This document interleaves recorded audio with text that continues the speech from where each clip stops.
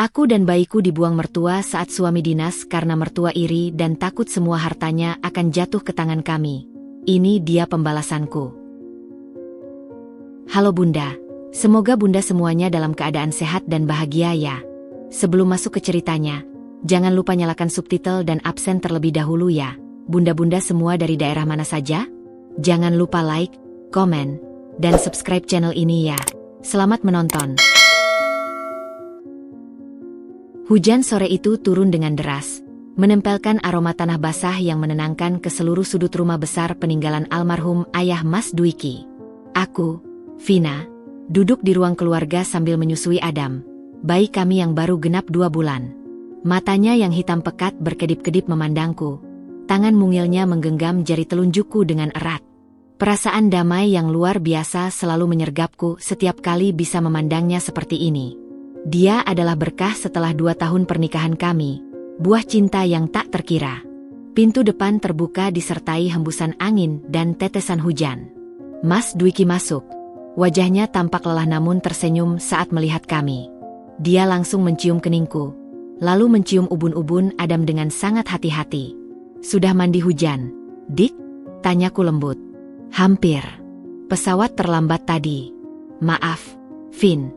Langsung harus ke Surabaya lagi besok pagi. Proyek darurat, 3 minggu. Ujarnya sambil mengelus punggungku. Suaranya berat, penuh penyesalan. 3 minggu. Jantungku sedikit tercekat. Tapi aku tersenyum, berusaha kuat. Gak apa-apa. Kami di sini baik-baik saja. Yang penting kamu hati-hati di sana. Dia duduk di sampingku, memandangi Adam yang mulai mengantuk. Ibu di mana? Tadi siang bilang mau ke pengajian di rumah Bu Hajah Lestari. Tapi hujan begini, mungkin tertunda. Jawabku. Sejak Adam lahir, hubunganku dengan Bu Darwati, mertuaku, berubah halus namun terasa. Bukan lagi hangat seperti saat awal pernikahan, tapi menjadi formal, kadang dingin. Aku selalu berusaha memahami. Mungkin dia belum siap menjadi nenek, atau mungkin kehadiran Adam membuatnya merasa tua. Aku mencoba ekstra hormat, ekstra membantu. Tapi tetap, ada dinding yang tak terlihat. Tak lama, mobil Mercedes hitamnya masuk ke garasi. Bu Darwati turun dengan elegan, dibantu sopirnya dengan payung besar. Wajahnya tampak keriput oleh kesibukan dan, entah mengapa, sedikit kesan kesal. Matanya menyapu ruangan, berhenti pada kami bertiga. Lalu tanpa senyum dia mengangguk singkat. Sudah pulang, Dwiki? Besok berangkat lagi, kan? Katanya sambil meletakkan tas branded di kursi. Iya, Bu. Besok pagi. Baik. Nanti malam setelah makan malam, kita ada yang perlu bicara bertiga. Tentang hal penting, ucap Bu Darwati dengan nada datar namun penuh wibawa. Lalu ia menuju kamarnya tanpa menengok lagi. Dwiki dan aku saling pandang. Ada kecemasan kecil di matanya, yang kubalas dengan genggaman tangan yang meyakinkan. Mungkin tentang acara selamatan untuk Adam bulan depan, bisikku. Dwiki mengangguk, tapi kerutan di dahinya tidak hilang. Makan malam berlangsung dalam keheningan yang nyaris menggelikan. Hanya suara sendok dan garpu yang berdenting. Adam sudah tertidur di boksnya di samping meja makan. Bu Darwati makan dengan perlahan, seolah setiap suapan harus dikunyah dengan pertimbangan matang. Setelah hidangan penutup disingkirkan oleh pembantu, Bu Darwati menyapu bibirnya dengan serbet linen, lalu menatap kami bergantian. Saya sudah memutuskan untuk mengubah struktur kepemilikan dan warisan keluarga. Mulainya langsung ke inti. Suaranya seperti baja dingin. Usaha ini dibangun dari nol oleh saya dan almarhum suami saya. Darah, keringat, air mata. Aku menahan napas. Dwiki duduk tegak. Selama ini, saya pikir Dwiki bisa meneruskan dengan baik. Tapi saya melihat perubahan yang mengkhawatirkan belakangan ini. Apa yang Ibu maksud, Bu? Tanyaku halus, tidak kuasa menahan diri. Matanya menatapku tajam. Sejak kamu hamil dan melahirkan Adam, Dwiki menjadi tidak fokus. Bicara tentang cuti panjang, tentang mengurangi jam kerja, tentang memprioritaskan keluarga kecil. Ia memiringkan kepalanya. Itu semua sangat menggemaskan, tapi tidak realistis dalam dunia bisnis. Bisnis butuh ketegasan, pengorbanan, dan fokus total. Bu, keluarga juga penting. Dwiki memulai. Tentu saja penting, sambutnya cepat. Tapi tidak dengan mengorbankan warisan leluhur. Karena itu, saya sudah mengonsultasikan pada pengacara dan notaris. Semua aset usaha, properti, investasi utama, akan dialihkan ke dalam sebuah yayasan keluarga Darwati. Pengelolaannya akan dijalankan oleh dewan direksi yang saya tunjuk. Dunia sekelilingku seolah bergoyang. Lalu, kami? Tanyaku dengan suara hampir berbisik. Dwiki akan mendapatkan tunjangan bulanan yang sangat layak. Cukup untuk hidup nyaman. Tapi dia tidak lagi memiliki saham, tidak lagi memiliki hak suara, tidak lagi bisa mewariskan apapun pada istri atau anaknya. Kalimat itu diucapkan dengan begitu datar, seperti membacakan menu. Dan Vina? Adam? Tanya Dwiki, suaranya mulai meninggi karena emosi yang tertahan. Vina tetap istri kamu. Dia bisa menikmati tunjangan itu bersamamu. Adam adalah cucu saya. Dia akan didaftarkan sebagai penerima manfaat di yayasan untuk biaya pendidikan dan kesehatannya. Tapi itu saja. Ia berhenti, menatapku langsung. Ini untuk melindungi kalian juga. Agar tidak ada yang memanfaatkan kalian atau mengambil alih harta keluarga ini dengan cara-cara yang tidak benar. Aku merasa seperti ditampar.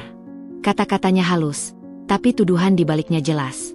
Aku, Vina, adalah pemburu harta. Adam adalah alatku. Dan Dwiki adalah korban kelunakan hatinya pada kami. Bu, ini tidak adil, kata Dwiki berdiri. Saya sudah bekerja di perusahaan ibu sejak lulus kuliah. Saya yang membangun cabang-cabang baru. Saya yang...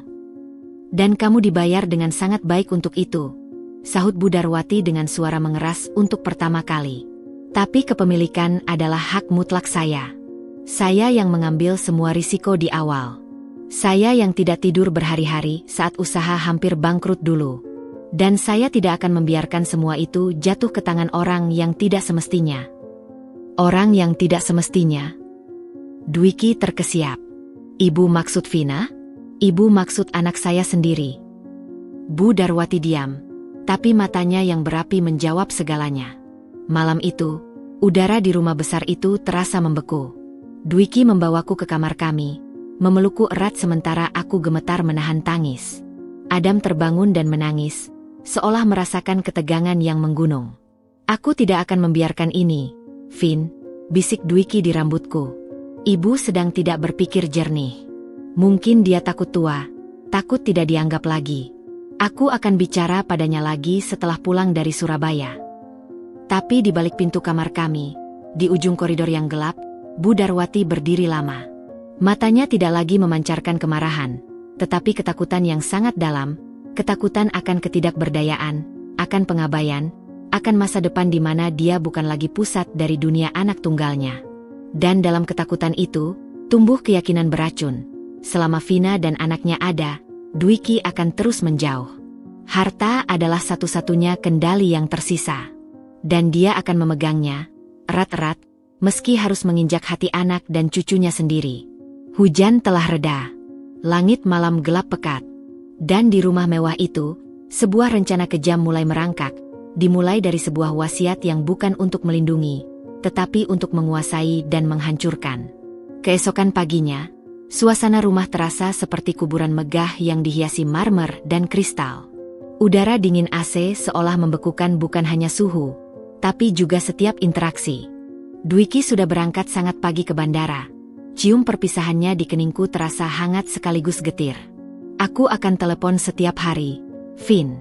Jangan terlalu banyak berpikir. Urusan wasiat itu akan kita hadapi nanti, bisiknya sebelum pergi. Aku hanya bisa mengangguk, memendam kegelisahan yang semakin menggunung. Adam terbangun dengan rewel. Mungkin merasa ketegangan yang kurasakan. Aku mencoba menenangkannya sambil menyiapkan botol susu. Jam menunjukkan pukul 7 pagi ketika aku membawa Adam ke ruang makan, berharap sarapan bisa sedikit meredakan suasana. Meja makan panjang dari kayu jati itu sudah diatur dengan sempurna oleh pembantu. Bu Darwati sudah duduk di ujung meja, membaca koran bisnis dengan kacamata membaca. Dia tidak menoleh saat aku masuk, tidak menyapa Adam yang ku gendong. Aku duduk di kursi yang biasa, berhadapan dengan kursi kosong Dwiki. "Selamat pagi, Bu," sapaku dengan suara seramah mungkin. Dia hanya membalik halaman koran, tidak menjawab. "Pembantu, Mbak Sari, membawakan nasi tim hangat khusus untukku. Menu yang selalu disiapkan sejak aku melahirkan untuk memulihkan tenaga." Saat aku mulai menyuap sedikit, Bu Darwati meletakkan korannya. "Mbak Sari," panggilnya dingin. "Iya, Bu." Meja itu terlihat berantakan. Ada tumpahan kuah di taplaknya. "Bersihkan sekarang." Aku terkesiap, melihat taplak meja yang masih bersih tanpa noda. Mbak Sari juga bingung, tapi dia takut. Di mana, Bu?" "Di sana, di depan Nyonya Vina. Kamu tidak lihat?" Suara Bu Darwati mulai meninggi. Mbak Sari buru-buru mendekat, wajahnya pucat. Sebelum aku mengerti apa yang terjadi, Bu Darwati berdiri dengan tiba-tiba, mengambil piring nasi tim di depanku, dan dengan gerakan dramatis, tersandung di karpet, hingga seluruh isi piring tumpah ke lantai marmer di sebelah kursiku. "Lihat, berantakan," hardiknya pada Mbak Sari. "Bersihkan ini, dan ambil makanan Nyonya Vina yang lain." Aku terduduk kaku, jantung berdebar kencang. Adam mulai menangis. "Itu bukan kesalahan Mbak Sari. Itu disengaja." Dengan sangat halus, tapi disengaja. Mbak Sari dengan mata berkaca-kaca membersihkan lantai, lalu pergi ke dapur. Dia kembali dengan sepiring roti kering dan segelas teh tawar. "Maaf, Nyonya Vina. Yang lain habis," bisiknya dengan suara gemetar. Bu Darwati kembali duduk, mengambil kembali korannya. "Kadang kita harus belajar sabar, Vina. Tidak semua yang kita inginkan bisa langsung terpenuhi." Aku menelan ludah, berusaha menenangkan Adam sambil perut keroncongan. Itu adalah pesan. Jelas dan keji. Sepanjang hari, isolasi itu semakin nyata. Telepon rumah di kamarku tiba-tiba sedang diperbaiki. Sinyal ponselku anehnya sangat lemah di dalam rumah, padahal biasanya normal. Aku curiga ada pengacau sinyal, jammer, yang dipasang. Aku tidak bisa menghubungi Dwiki atau siapapun. Sore hari, saat aku membawa Adam berjalan-jalan kecil di taman belakang untuk menghirup udara segar, aku mendengar suara dari balik jendela ruang kerja Bu Darwati yang terbuka sedikit. Ada suara lain, suara laki-laki yang aku kenal sebagai Pak Wiryo, adiknya. "Darwati, kamu yakin dengan ini? Dwiki pasti marah besar saat tahu," kata Pak Wiryo. "Lebih baik dia marah sekarang daripada nanti kita semua jadi jongos di rumah sendiri," jawab Bu Darwati dengan suara tajam.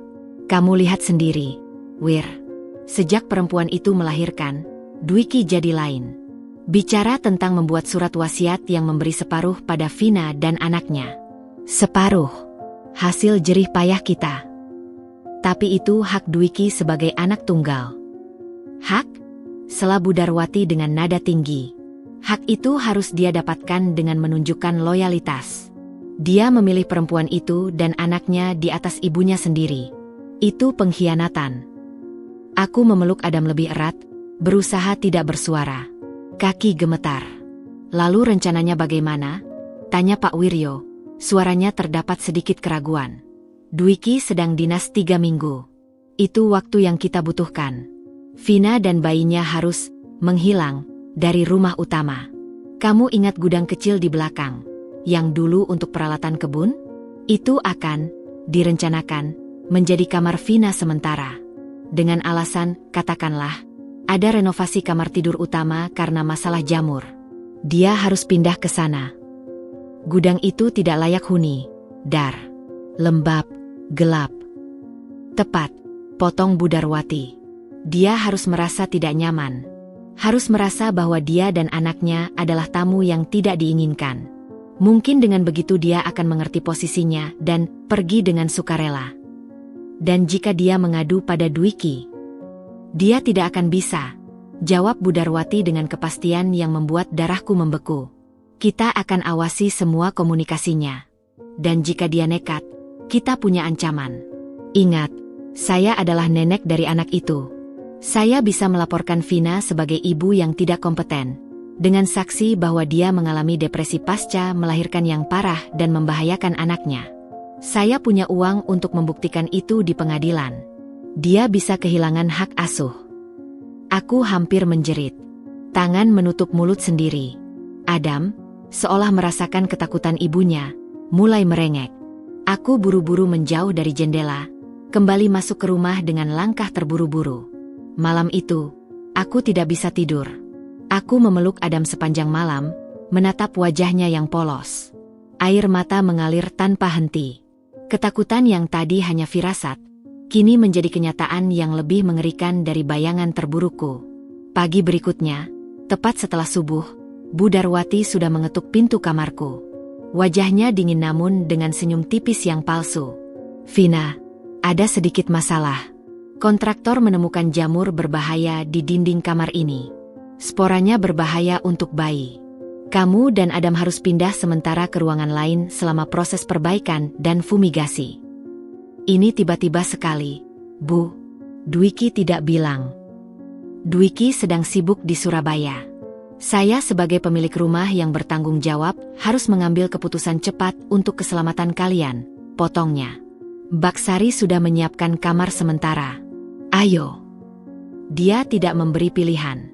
Aku digiring dengan Adam di gendongan, membawa tas kecil berisi beberapa pakaian dan perlengkapan Adam yang sempat kukumpulkan. Bukan ke kamar tamu yang nyaman, tapi melalui pintu belakang, menyusuri jalan setapak yang jarang dipakai, menuju sebuah bangunan beton kecil yang biasanya terkunci. Gudang. Persis seperti yang kudengar. Pintunya dibuka. Bau apek, lembab, dan debu langsung menerpa. Di dalam, hanya ada satu kasur tipis di lantai yang lembab, sebuah selimut usang, dan satu lampu neon kecil yang remang-remang. Tidak ada jendela, hanya ventilasi kecil di dekat langit-langit yang tertutup jaring laba-laba. Tidak ada AC, apalagi pemanas. Lantainya dingin dan kotor. Di sini? Tanyaku dengan suara bergetar. Untuk saya dan bayi, Bu. Hanya sementara, Vina. Beberapa hari saja. Nanti akan kita perbaiki, katanya tanpa sedikit pun emosi. Makanan dan susu Adam akan diantarkan 3 kali sehari. Untuk kebutuhan mandi, kamu bisa pakai kamar mandi luar di samping dapur. Tapi pastikan tidak mengganggu aktivitas dapur. Lalu, sebelum aku bisa protes lagi, dia menutup pintu. Aku mendengar suara geseran sesuatu. Sepertinya pintu itu dikunci dari luar. Kegelapan menyergap, hanya diterangi cahaya redup dari lampu neon itu. Adam mulai menangis keras. Ketakutan. Aku meraba-raba, duduk di kasur yang berbau apek itu, menimang-nimangnya sementara air mataku bercampur dengan air mata Adam. Ini bukan tentang jamur. Ini bukan tentang renovasi. Ini adalah pengusiran halus. Penjara yang dibungkus dengan alasan palsu. Dan Dwiki, suamiku, berada ribuan kilometer jauhnya, tidak tahu bahwa istri dan anaknya dikurung seperti binatang. Aku memandang wajah Adam yang merah karena menangis. Di tengah keputusasaan, sebuah api kecil mulai menyala di dadaku. Api itu bernama keibuannya. Mereka bisa mengurungku, mereka bisa menyiksaku dengan kondisi ini, tapi mereka tidak akan menyentuh anakku. Tidak akan. Dengan tangan gemetar, aku merogoh saku celanaku. Aku masih menyimpan ponselku. Sinyalnya hilang, tapi fitur perekam suara masih ada. Dan notes masih bisa diisi. Aku menyalakannya, dengan cahaya layar yang menerangi sedikit wajah Adam yang sudah mulai tenang. Aku mulai mencatat. Hari pertama. Jam 6.15 pagi. Dikurung di gudang belakang. Alasan, renovasi kamar karena jamur. Tidak ada bukti jamur. Pintu dikunci dari luar. Kondisi, lembab, gelap, satu kasur busuk. Adam menangis tidak berhenti. Suhu dingin. Lalu, aku mulai merekam suara sekitar. Suara Adam yang terseduh-seduh, suara dengung lampu, suara kepakan sayap hewan di langit-langit. Mereka mungkin mengira mereka sudah menang. Mengira aku, Vina, akan menyerah dan hancur. Mereka salah.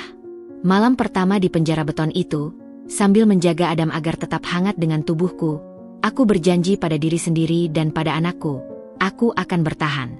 Aku akan mendokumentasikan setiap kekejaman. Dan saat Dwiki pulang, Dunia Budarwati yang dibangun di atas ego dan ketakutan itu akan diguncang sampai ke fondasinya. Dari balik ventilasi, cahaya bulan sabit menyelinap masuk, jatuh tepat di wajah Adam yang sudah tertidur lelap. Seberkas cahaya kecil di kegelapan. Itulah yang kugenggam erat-erat. Harapan, sekecil apapun, adalah senjata terakhir orang yang terjepit. Dan aku, Vina, baru saja menemukan kembali senjataku.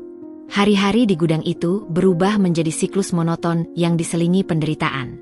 Waktu kehilangan maknanya, hanya dibagi oleh kunjungan Mbak Sari yang membawa makanan seadanya dan saat-saat Adam terjaga atau tertidur gelisah. Subuh. Dingin merasuk sampai ke tulang. Adam batuk-batuk kecil, suaranya serak. Aku memeluknya lebih erat, mencoba menghangatkannya dengan tubuhku yang juga menggigil. Kasur tipis itu sudah basah oleh embun yang meresap dari lantai beton.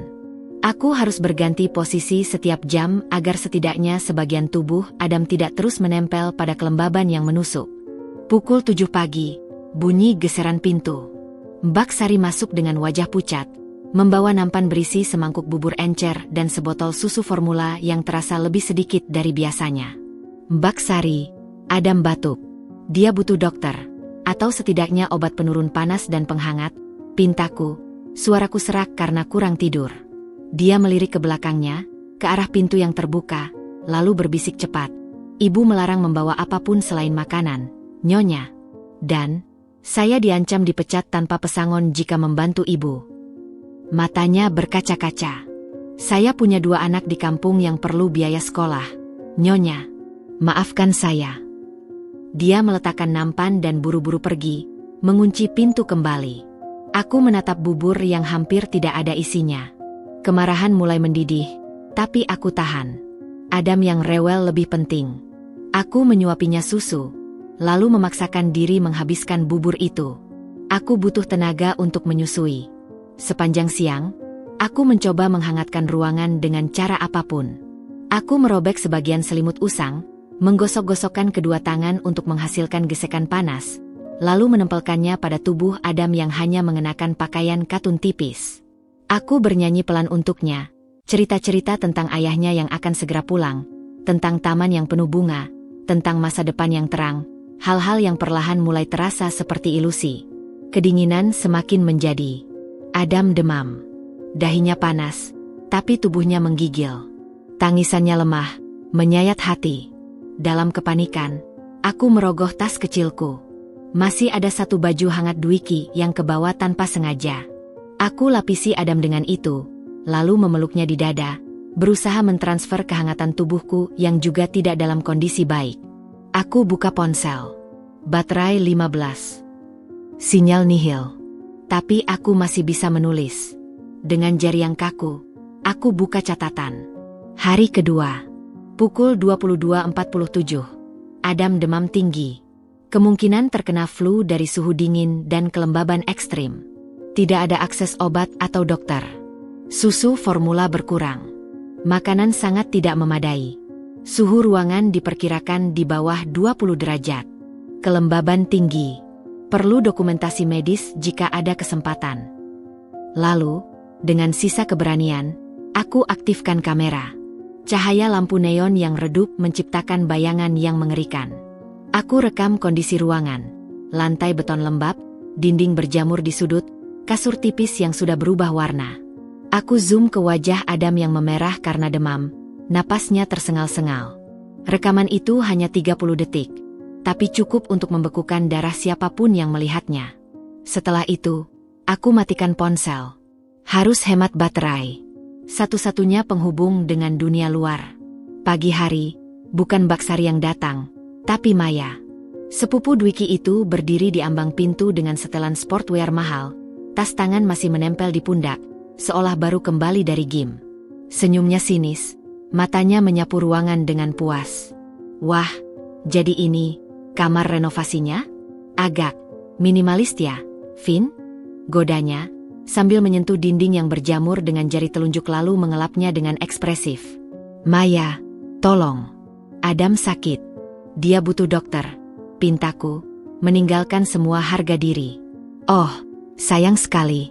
Tapi Bu Darwati bilang kamu dan bayi harus di sini dulu. Prosedur, katanya. Dia sangat protektif dengan kesehatan keluarga. Kamu tahu?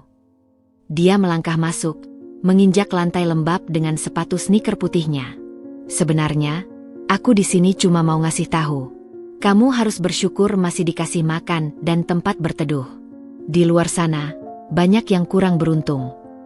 Ini bukan berteduh, Maya. Ini penjara.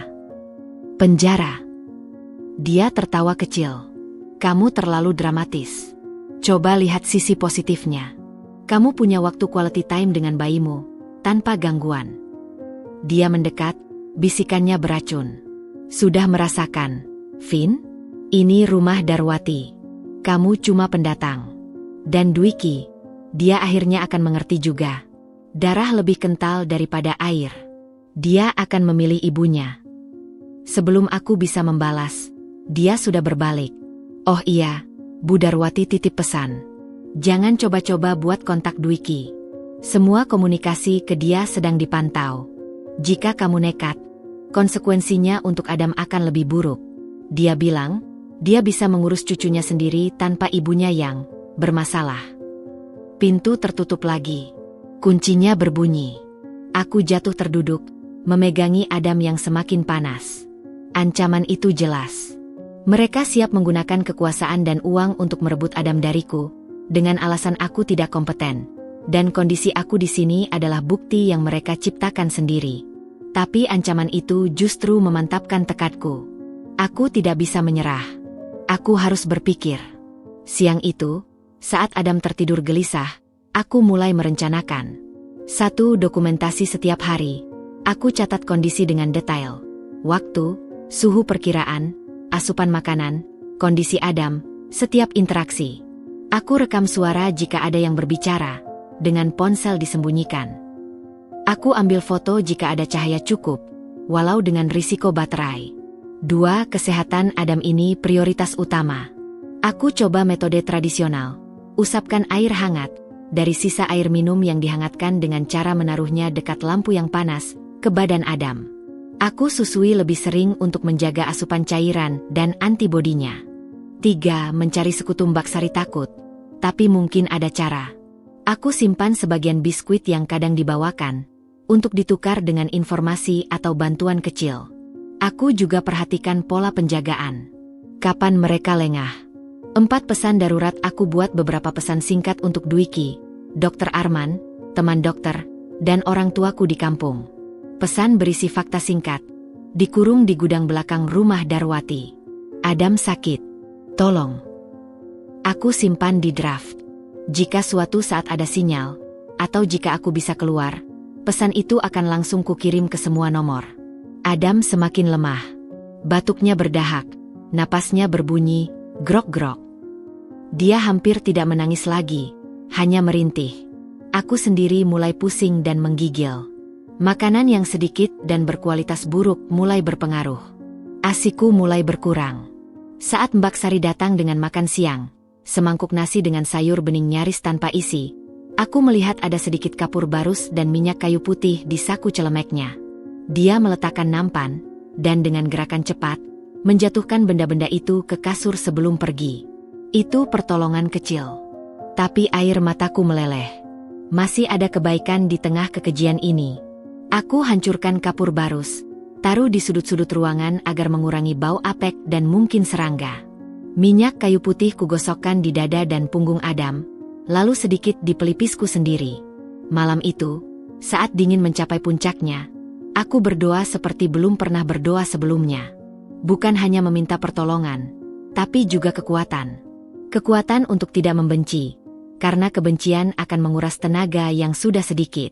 Kekuatan untuk tetap waras bagi Adam. Kekuatan untuk bertahan sampai Dwiki pulang. Di balik kasur, saat aku menggesernya untuk mencari sudut yang agak kering, jariku menyentuh sesuatu yang dingin dan keras. Sebuah pipa besi kecil, mungkin bekas instalasi air, terlepas dan terselip di balik dinding. Panjangnya sekitar 30 cm, berat, tapi bisa digenggam. Untuk sesaat, pikiran liar muncul. Bisa jadi senjata. Bisa untuk melawan. Tapi aku taruh pipa itu kembali di balik kasur. Bukan untuk melawan secara fisik, tapi sebagai pengingat bahwa bahkan dalam tempat yang dirancang untuk melemahkan, selalu ada sesuatu yang bisa menjadi alat. Jika tidak untuk melawan, maka untuk bertahan. Aku pegang erat pipa besi dingin itu, sementara tangan satunya memeluk Adam. Dinginnya besi dan hangatnya tubuh anakku adalah dua kutub realitasku sekarang. Ibu di sini, sayang, bisikku pada Adam yang sedang merintih. Ayah akan pulang. Kita akan keluar dari sini. Ibu janji. Janji itu diucapkan ke kegelapan, tapi ditanam di hati yang mulai ditempa menjadi baja. Setiap batuk Adam, setiap gigitan dingin, setiap tataran sinis Maya, setiap ancaman tersirat dari Bu Darwati, semuanya mengubah rasa takutku menjadi tekad membara. Mereka mungkin mengira kegelapan akan mematahkan kami. Mereka salah. Kami justru belajar melihat dalam gelap. Dan kami mulai bisa membedakan antara bayangan yang menakutkan dan celah-celah kecil di mana cahaya bisa menyelinap masuk. Adam semakin parah. Napasnya berbunyi seperti peluit kecil yang tersumbat. Dadanya naik turun dengan cepat. Matanya setengah terbuka, tetapi tatapannya kosong, tidak lagi merespons senyuman atau bisikanku. Demamnya tidak turun-turun meski telah kukerahkan semua cara tradisional yang ku ketahui. Ketakutan telah berubah menjadi kepanikan yang membeku di tulang belakangku. Aku tahu, ini bukan lagi flu biasa. Ini pneumonia, atau sesuatu yang lebih berbahaya. Mbak Sari yang pagi itu membawakan sepiring nasi goreng kering tampak sangat gelisah. Matanya terus melirik ke arah Adam yang terbaring lemas di pangkuanku. Nyonya, bisiknya, suaranya nyaris tak terdengar. Saya sudah tidak tahan melihat bayi seperti itu. Saya punya nomor teman saya yang bekerja di klinik dekat sini. Tapi jika ketahuan. Tidak usah, Mbak, potongku lemah. Aku tak ingin dia ikut hancur. Tolong, apakah ada kabar dari Mas Dwiki? Kapan dia pulang? Dia menggeleng, wajahnya muram. Katanya besok malam, Nyonya. Tapi ibu sudah menyiapkan sesuatu. Saya dengar dia dan Maya latihan bicara kemarin malam. Seperti skenario. Skenario. Kata itu menggantung di udara lembab gudang, lebih menusuk daripada udara dingin. Suara mobil yang familiar menyentak aku dari tidur yang gelisah. Adam baru saja tertidur, napasnya masih tersengal. Aku duduk tegak, jantung berdebar kencang. Itu suara mobil Dwiki. Dia pulang lebih awal. Aku buru-buru merapikan diri sebisanya, meluruskan baju yang sudah 3 hari tidak berganti, mengusap wajahku. Harapan yang sekian lama dipendam tiba-tiba menyala seperti api. Segalanya akan berakhir. Dia akan melihat kondisi kami. Dia akan marah. Dan kami akan keluar dari sini. Aku mendengar langkah cepat di jalan setapak menuju gudang. Suara Dwiki memanggil namaku dengan cemas. Vina. Adam. Pintu terbuka. Cahaya sore yang menyilaukan menyergap masuk, membuatku menyipitkan mata.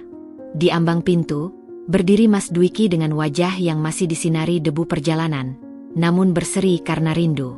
Dia membawa 2 kado besar berwarna-warni. Senyumnya lebar. Tapi senyum itu pudar, lalu hancur berkeping-keping dalam hitungan detik.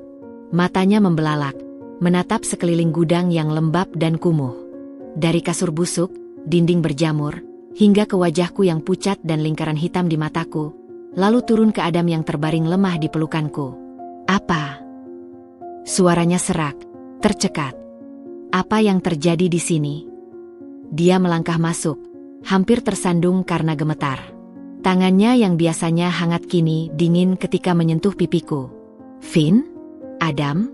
Kenapa kalian di sini? Kenapa dia seperti ini? Sebelum aku bisa mengeluarkan sepatah kata pun, sebelum aku bisa menunjukkan semua bukti, catatan, rekaman, suara lain yang halus namun penuh kuasa memotong dari belakang Dwiki. Oh, Dwiki sayang, kamu sudah pulang. Bu Darwati berdiri di sana. Wajahnya memancarkan keprihatinan yang begitu meyakinkan hingga aku sendiri hampir tertipu. Air mata telah menggenang di matanya yang biasanya dingin.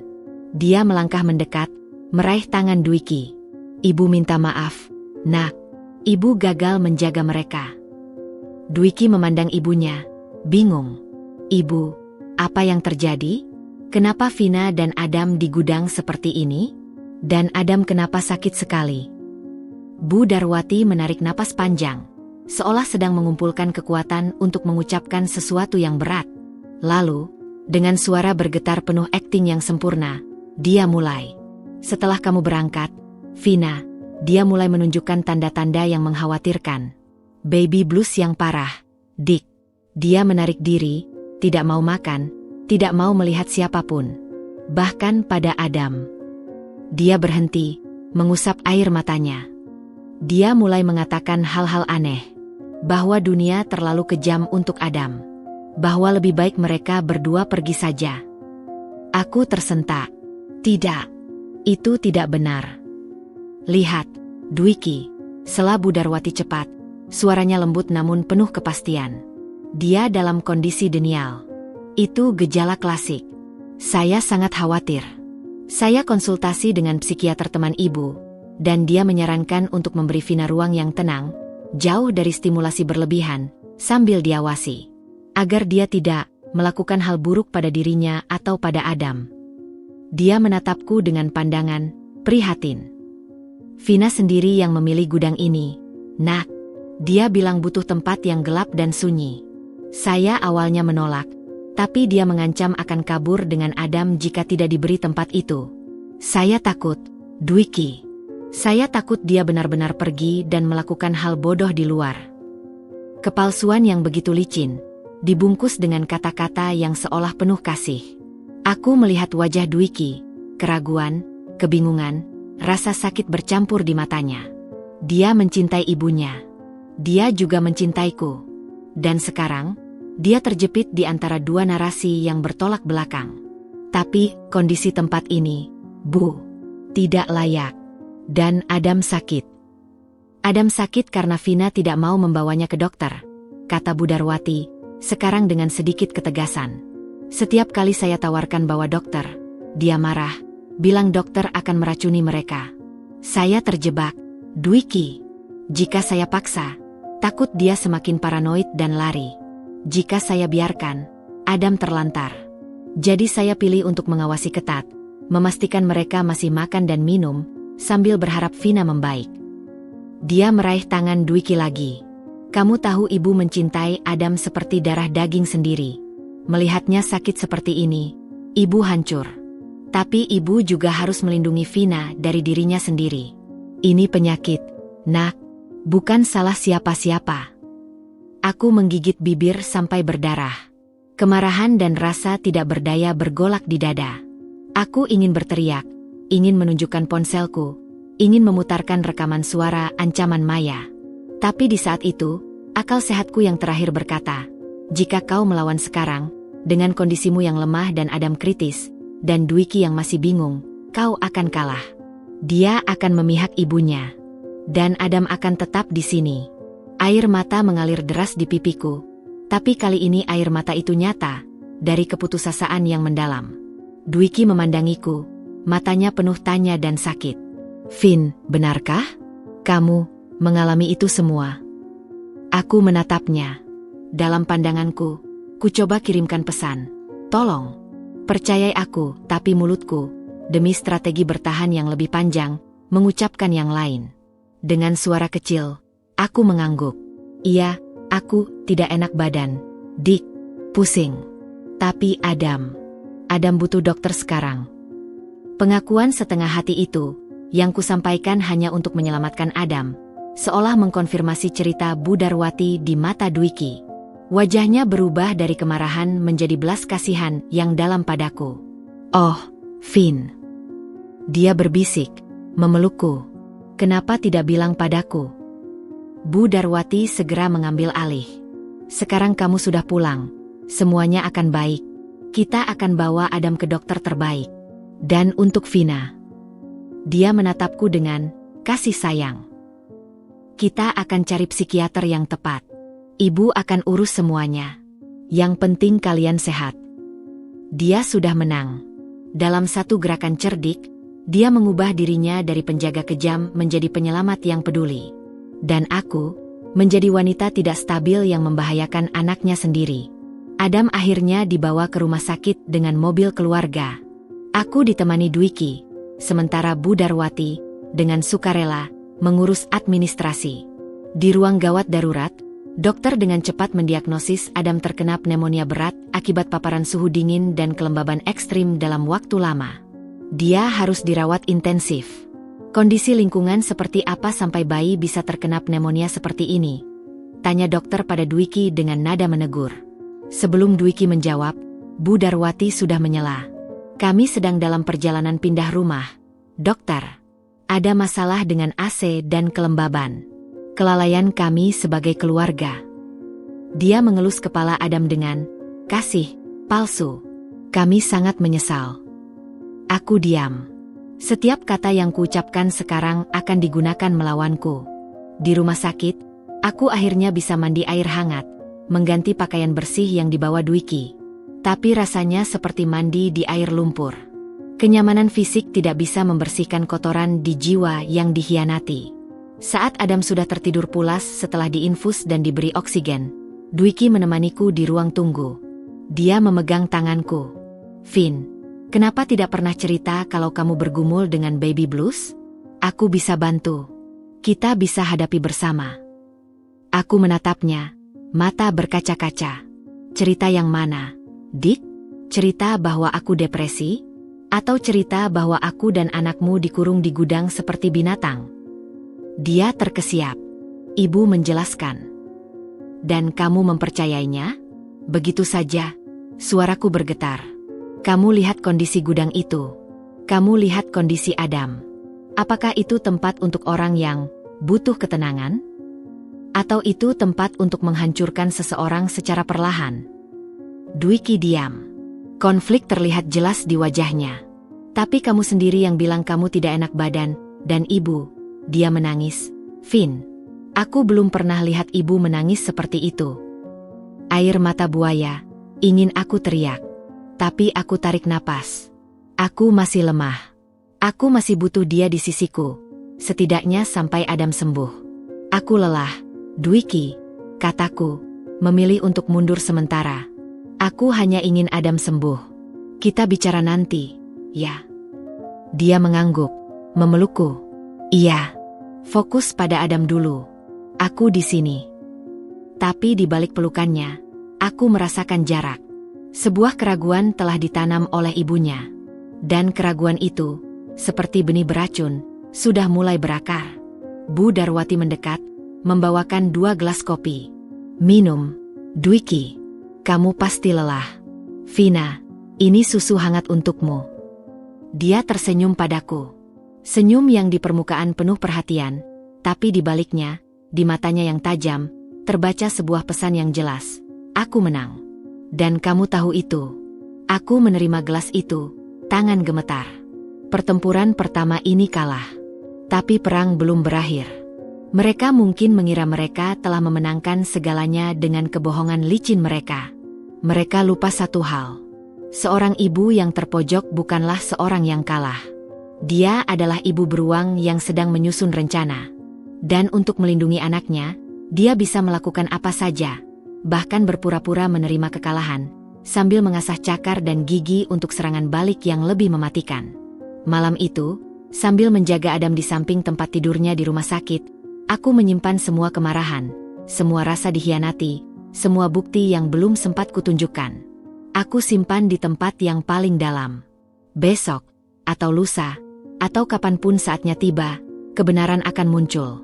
Dan ketika itu terjadi, air mata buaya Bu Darwati tidak akan cukup untuk membersihkan lumpur kebohongan yang telah dia tebarkan. Adam terbaring lemah di bawah sinar lampu neon ruang perawatan anak. Pipinya yang kemerahan karena demam kini pucat, dihiasi bercak-bercak keunguan di sekeliling mata, efek samping dari obat-obatan keras yang harus dia terima. Tapi setidaknya, napasnya sudah tidak lagi sesak. Dia tidur nyenyak untuk pertama kalinya dalam seminggu, dihangatkan oleh selimut steril rumah sakit, bukan oleh tubuhku yang menggigil. Dwiki duduk di sampingku, tangannya menggenggam tanganku. Tapi sentuhannya terasa berbeda. Ada getaran keraguan, sebuah jarak yang halus namun nyata, seperti lapisan es tipis yang mulai terbentuk di antara kulit kami. Dia masih di sisiku, tapi pikirannya entah di mana.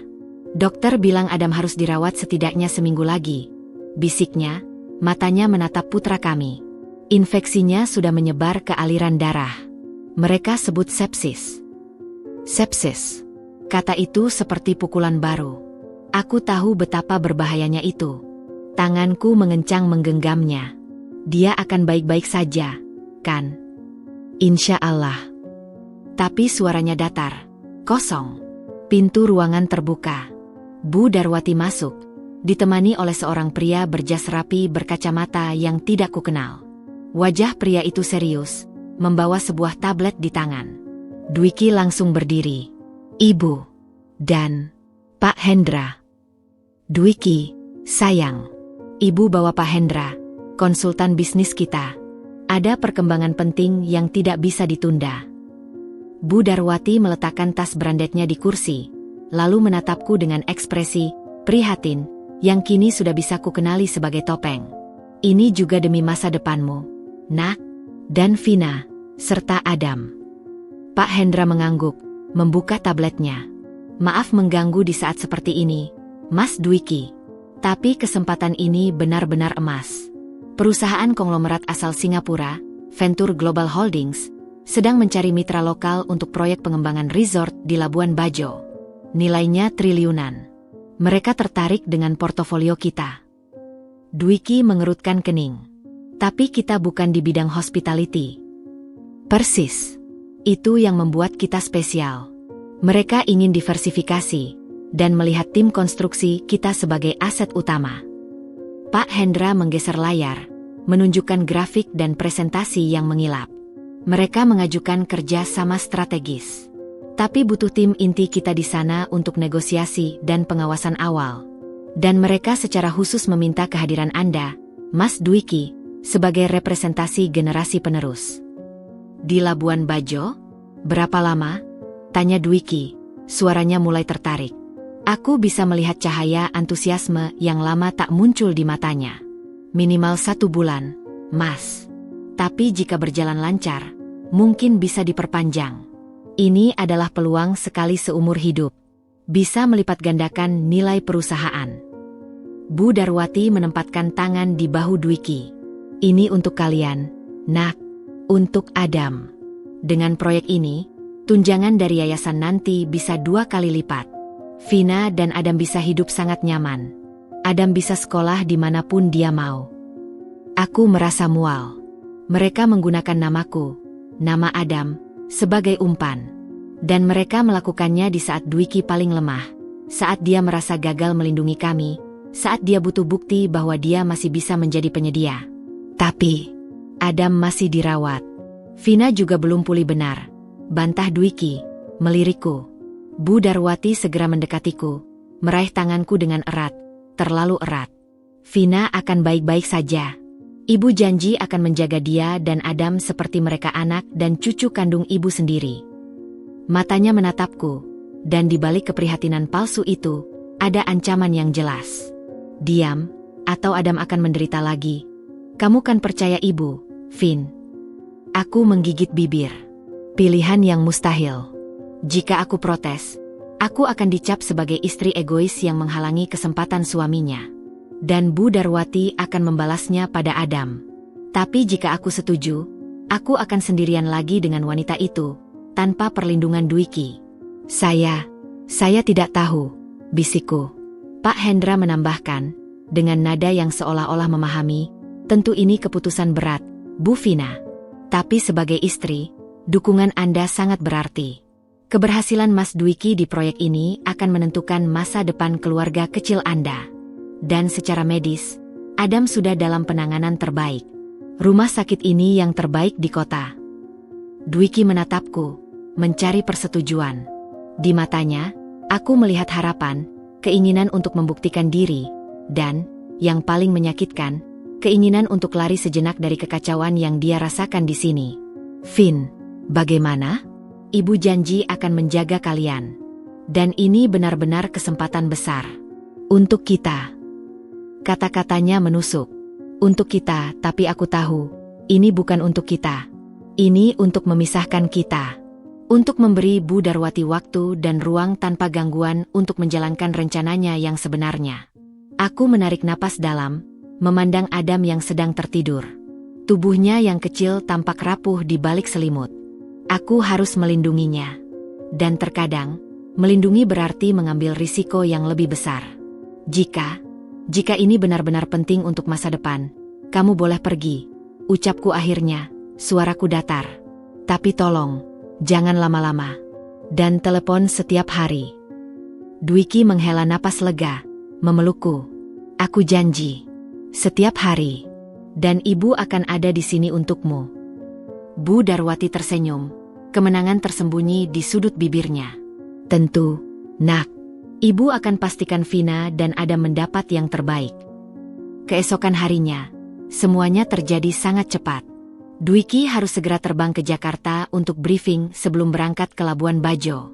Dia menghabiskan pagi di rumah sakit, memeluk Adam, berbisik janji padanya, lalu mencium keningku panjang-panjang. Aku akan kangen, Vin. Jaga dirimu. Minum obat jika diresepkan dokter. Dan percayalah pada ibu, dia akan membantumu.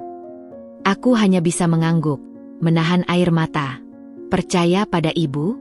Setelah semua yang terjadi? Tapi aku tidak bisa mengatakan itu padanya. Tidak sekarang. Saat dia berjalan menuju pintu, dia berbalik sekali lagi. Matanya berkaca-kaca. Aku sayang kalian berdua. Lebih dari apapun. Kami juga sayang kamu, bisikku, dan itu benar. Tapi kebenaran itu terasa pahit, karena aku tahu dia pergi ke dalam perangkap yang dirancang oleh ibunya sendiri. Begitu dia hilang dari pandangan, suasana di ruangan berubah seketika. Bu Darwati yang tadi tersenyum manis, kini wajahnya kembali dingin seperti es. Maya muncul dari balik pintu, seolah sudah menunggu. Sudah pergi? Tanyanya, suaranya riang. Sudah, jawab Bu Darwati pendek. Lalu dia menatapku. Sekarang, kita perlu bicara tentang aturan baru. Mereka tidak membawaku kembali ke gudang. Itu akan terlalu mencolok jika ada yang bertanya. Tapi mereka memindahkanku ke kamar perawatan khusus di lantai paling atas rumah sakit. Sebuah kamar single yang nyaman, tapi dengan pengawasan ketat. Atas saran psikiater, jelas Bu Darwati dengan nada datar. Kamu perlu istirahat total, Vina. Stres dan baby blues MU bisa kambuh jika terkena terlalu banyak stimulasi. Jadi, untuk sementara, kamu tidak boleh menerima tamu selain keluarga inti. Tidak boleh menggunakan ponsel karena radiasinya bisa memperparah kecemasan. Dan untuk keamanan Adam, dia akan dipindah ke kamar terpisah dengan perawat khusus. Tidak, teriakku, bangkit dari tempat tidur. Kamu tidak bisa memisahkanku dari Adam. Maya melangkah maju, menghalangiku. Ini untuk kebaikan Adam, Vina. Kamu dalam kondisi tidak stabil. Apa jadinya jika kamu tiba-tiba kambuh dan melakukan sesuatu yang berbahaya padanya di sini? Kamu sendiri yang bilang kamu punya pikiran-pikiran buruk. Itu kebohongan. Itu semua kebohongan. Saya ingin bicara dengan dokter yang merawat, tuntutku, mencoba mengambil kendali. Sudah saya urus, ucap Bu Darwati dengan tenang yang mengerikan. Dokter Ardi sudah saya beri penjelasan tentang kondisimu. Dia setuju bahwa istirahat tanpa gangguan adalah yang terbaik. Dan untuk Adam, dia akan dirawat oleh tim spesialis terbaik. Kamu bisa menengoknya 2 kali sehari, dengan pengawasan. Ini lebih canggih daripada gudang. Lebih bersih, lebih nyaman, tapi sama-sama penjara. Bahkan lebih buruk, karena mereka memisahkanku dari anakku dengan alasan medis yang terlihat logis. Malam itu, seperti yang dijanjikan, Dwiki menelepon. Suaranya riang, penuh semangat membicarakan proyek, pertemuan dengan investor asing, pemandangan indah Labuan Bajo. Dan kalian? Bagaimana Adam? Bagaimana kamu, Vin? Aku duduk di kamar yang sunyi, sementara Bu Darwati duduk di kursi di sudut ruangan. Matanya menatapku tanpa berkedip. Seorang perawat khusus berdiri di dekat pintu. Adam, lebih baik, jawabku, berusaha membuat suaraku normal. Masih diinfus, tapi sudah mau tersenyum. Syukur alhamdulillah. Dan kamu? Sudah minum obat? Iya. Obat apa? Tidak ada dokter yang memberiku resep. Hanya vitamin palsu yang diberikan Bu Darwati. Ibu di sana? Bisa aku bicara dengannya? Aku menyerahkan ponsel pada Bu Darwati. Dengan sekejap, ekspresinya berubah menjadi hangat dan penuh kasih. Dwiki, sayang. Di sana bagaimana? Jangan lupa makan yang teratur. Iya, tenang saja. Vina baik-baik saja di sini. Adam juga. Ibu jaga mereka. Kamu fokus kerja. Ini untuk masa depan kalian. Iya, nak. Ibu sayang kamu juga. Dia mengobrol beberapa menit, tertawa kecil, sebelum menyerahkan ponsel padaku lagi. Vin, ibu bilang kamu sudah mulai terapi dengan psikolognya. Itu bagus. Aku senang kamu mau dibantu. Aku menggigit lidahku sampai terasa sakit. Terapi? Psikolog? Itu berita baru bagiku. Iya, terapi. Gumamku. Oke, sayang. Aku harus pergi. Meeting lagi besok pagi. Aku telepon lagi besok malam. Ya? I love you. I love you too. Balasku. Dan rasanya seperti mengucapkan selamat tinggal. Begitu panggilan berakhir, Bu Darwati mengambil ponsel dariku. Kamu tidak perlu ini untuk sementara. Nanti bikin kamu overthinking. Itu milikku. Dan kamu adalah tanggung jawab saya saat Dwiki tidak ada, jawabnya dengan final. Aturan rumah sakit. Radiasi. Dia dan Maya pergi, meninggalkanku sendiri dengan perawat pengawas yang diam seperti patung. Aku berbaring, menatap langit-langit putih. Air mata mengalir pelan. Mereka telah memenangkan babak ini dengan telak. Dwiki pergi, percaya bahwa dia melakukan yang terbaik untuk keluarganya. Adam dipisahkan dariku. Aku terkurung di kamar istimewa ini, terisolasi dari dunia. Tapi di tengah keputusasaan, satu hal menjadi jelas. Mereka tidak akan membunuhku. Mereka tidak akan melukai Adam secara fisik yang meninggalkan bukti jelas. Mereka lebih licik dari itu. Mereka ingin menghancurkanku secara mental, membuatku tampak tidak waras, sehingga hak asuh Adam akan berpindah, dan Dwiki akan meninggalkanku. Rencana mereka hampir sempurna. Hampir. Mereka lupa satu hal. Manusia paling berbahaya bukanlah orang yang marah, atau orang yang putus asa.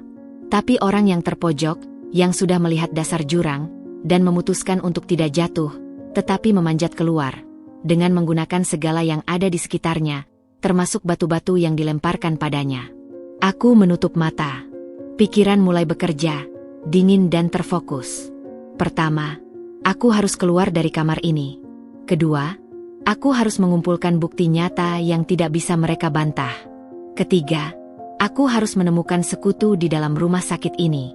Dan yang keempat, yang paling penting, aku harus membuat Dwiki, dari jauh, mulai meragukan narasi ibunya. Sedikit demi sedikit. Seperti meneteskan air pada batu, sampai retak.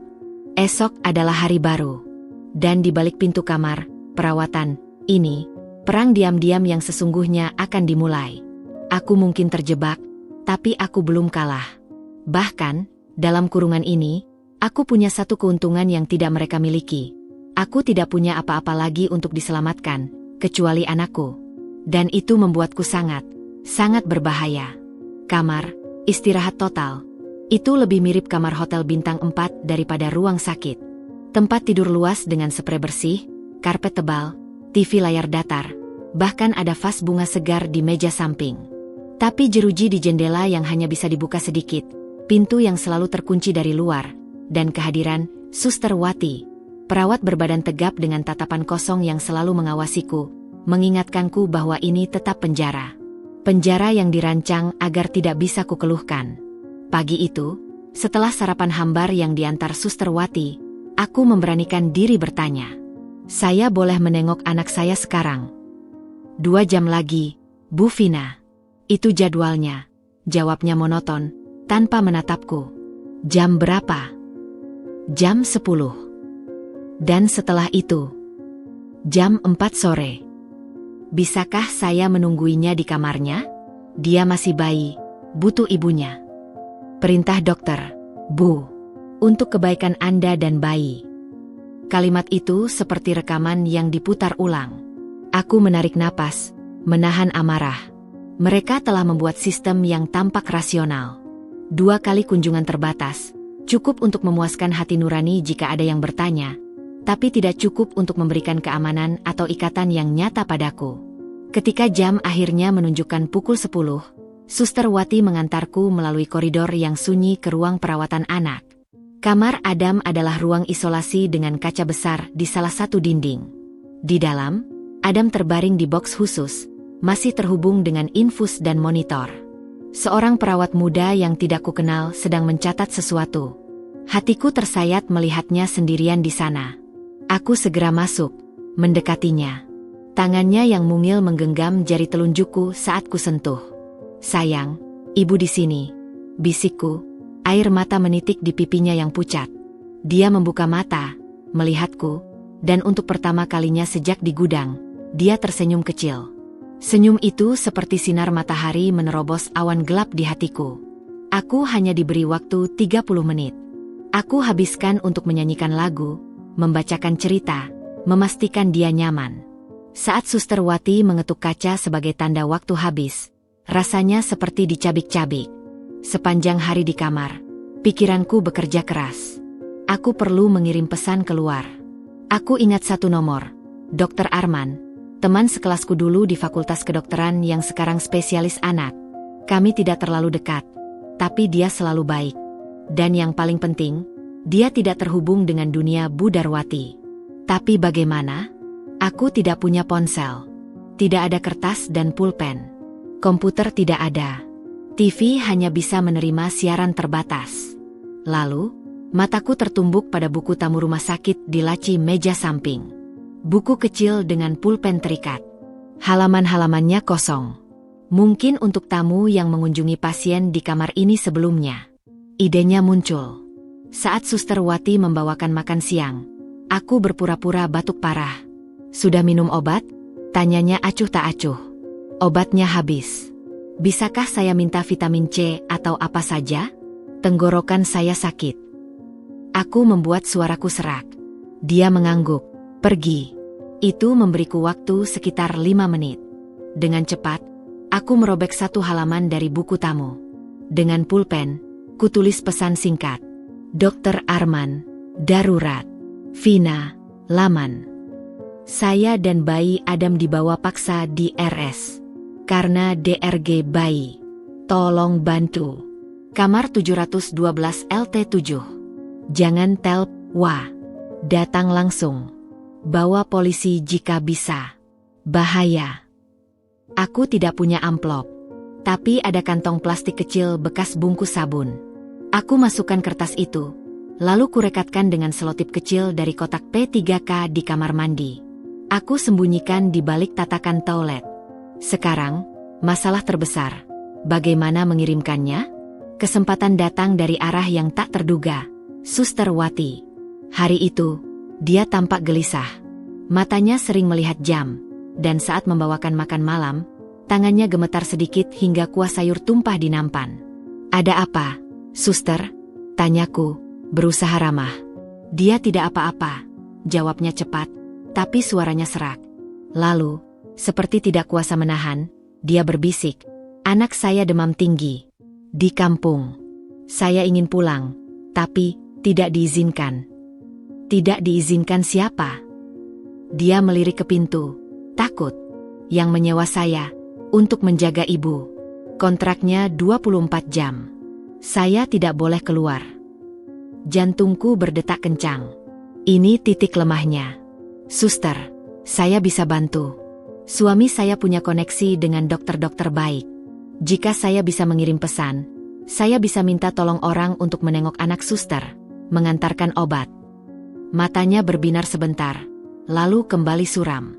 "Tapi ibu tidak boleh kirim pesan." Apa yang lebih penting? Aturan bos suster, atau anak suster sendiri? Konflik itu jelas di wajahnya. Dia seorang ibu juga. Dan sebagai ibu, dia mengerti. "Bagaimana caranya?" bisiknya akhirnya. Suara hampir tak terdengar. Aku segera mengambil paket plastik kecil dari balik tatakan toilet. Tolong antarkan ini ke resepsionis. Suruh mereka carikan kurir untuk dikirim ke alamat ini. Nama dan alamatnya ada di sini. Aku tidak berani menulis alamat Dr. Arman di pesan. Aku tulis di kertas terpisah yang kuselipkan di balik pesan utama.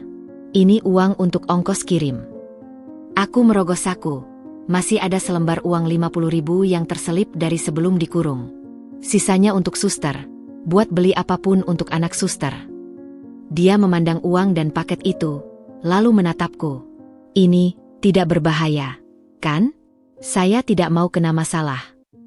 Saya hanya minta tolong teman untuk bawa susu dan vitamin untuk bayi saya.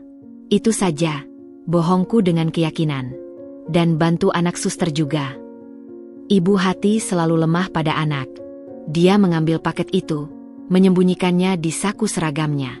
Saya coba, tapi tidak janji. 2 hari berlalu tanpa kabar. Aku mulai putus asa.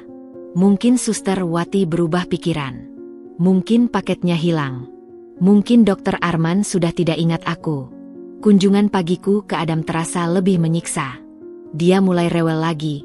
Mungkin merasakan ketidakbahagiaku.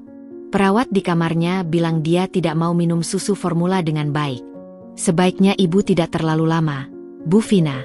Bayi jadi tidak tenang, kata perawat itu, dengan nada yang seolah menyalahkanku. Itu bagian dari narasi mereka. Kehadiranku mengganggu Adam.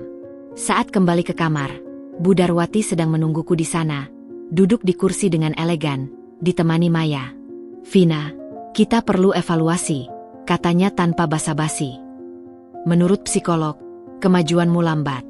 Dan Adam tidak menunjukkan perkembangan signifikan. Kami mempertimbangkan untuk memindahkan Adam ke rumah sakit spesialis anak di Jakarta. Di sana fasilitas lebih lengkap. Badai di dadaku. Mereka akan membawa Adam jauh dariku.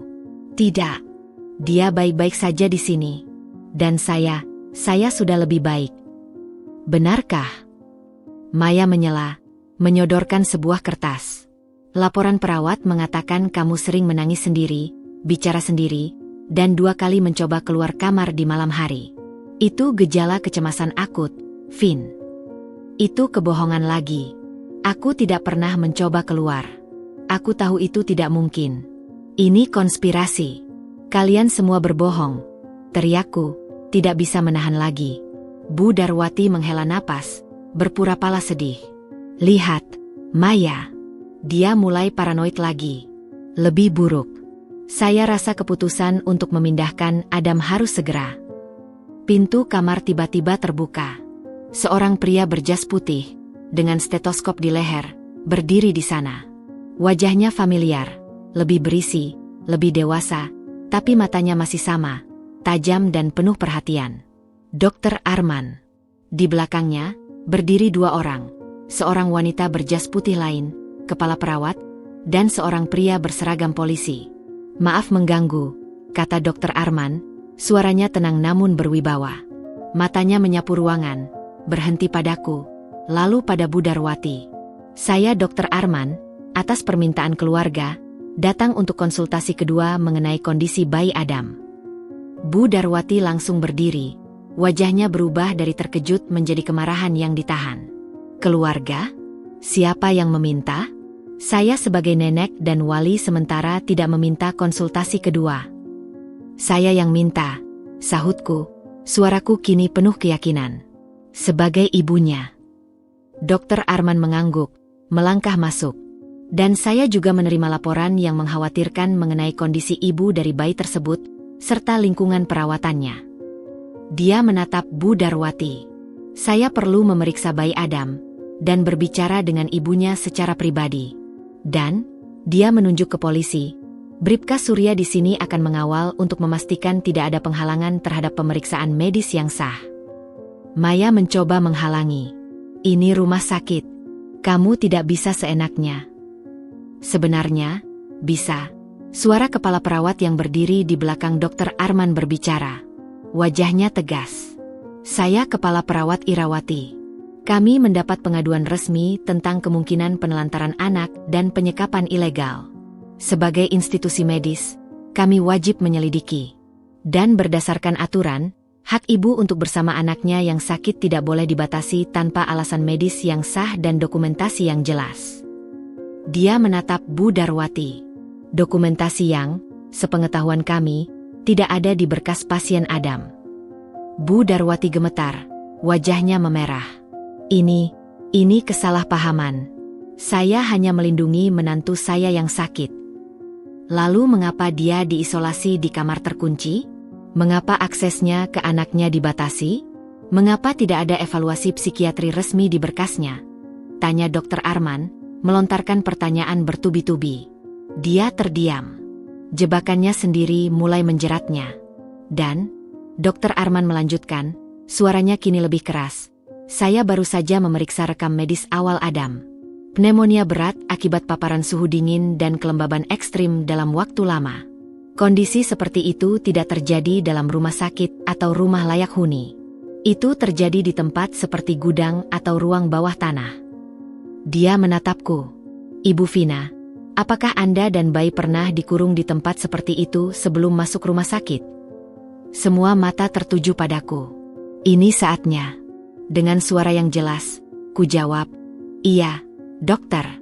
Saya dan Adam dikurung di gudang belakang rumah selama seminggu sebelum akhirnya dibawa ke sini. Dengan alasan renovasi yang ternyata bohong. Kepala perawat menghela napas terkejut. Polisi itu mulai mencatat. Bu Darwati menjerit, dia berbohong. Dia gila. Psikolog bilang. Psikolog mana? Potong Dr. Arman. Bisa kami hubungi untuk konfirmasi dan minta laporannya. Sekali lagi, dia terdiam. Psikolog itu hanya teman, bayarannya. Tidak akan berani memberikan laporan resmi. Baik, kata Dr. Arman. Langkah pertama, Ibu Vina akan segera dipindahkan ke kamar Adam untuk merawat anaknya seperti seharusnya. Langkah kedua, semua pembatasan ilegal dihentikan. Langkah ketiga, kami akan lakukan asesmen medis independen pada ibu dan anak.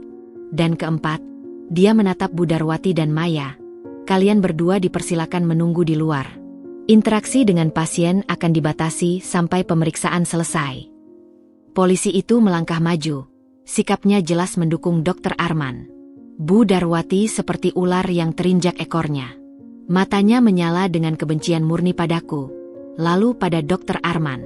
Tapi dia tahu, di depan petugas medis dan polisi, kekuasaannya yang dibangun dengan uang dan teror tidak berarti. Kamu akan menyesal melakukan ini, bisiknya padaku saat berjalan melewatiku. Suaranya seperti desis racun. Kamu yang sudah menyesali semuanya, Bu. Balasku dengan tenang yang mengejutkan diriku sendiri. Mereka keluar. Pintu tertutup. Dan untuk pertama kalinya sejak Dwiki pergi, aku merasa ada udara segar yang bisa kuhirup. Dr. Arman mendekatiku, meletakkan tangan di bahuku. Lama tidak bertemu, Vina. Aku dapat pesanmu. Dan sepertinya, tepat waktu.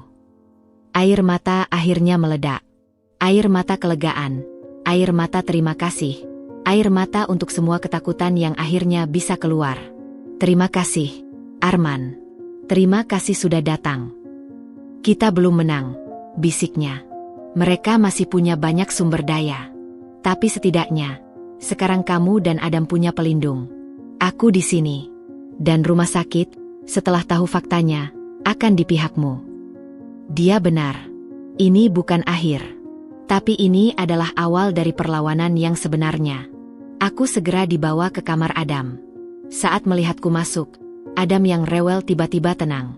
Aku peluk dia erat-erat, menciumi kepalanya. Dia ada di pelukanku lagi. Di sini, di bawah pengawasan Dr. Arman dan rumah sakit yang sekarang waspada, mereka tidak akan bisa memisahkan kami dengan mudah. Malam itu, aku tidur di kursi malas di sebelah tempat tidur Adam, memegangi tangannya. Dr. Arman dan kepala perawat sudah mengatur agar ada perawat jaga yang bisa dipercaya.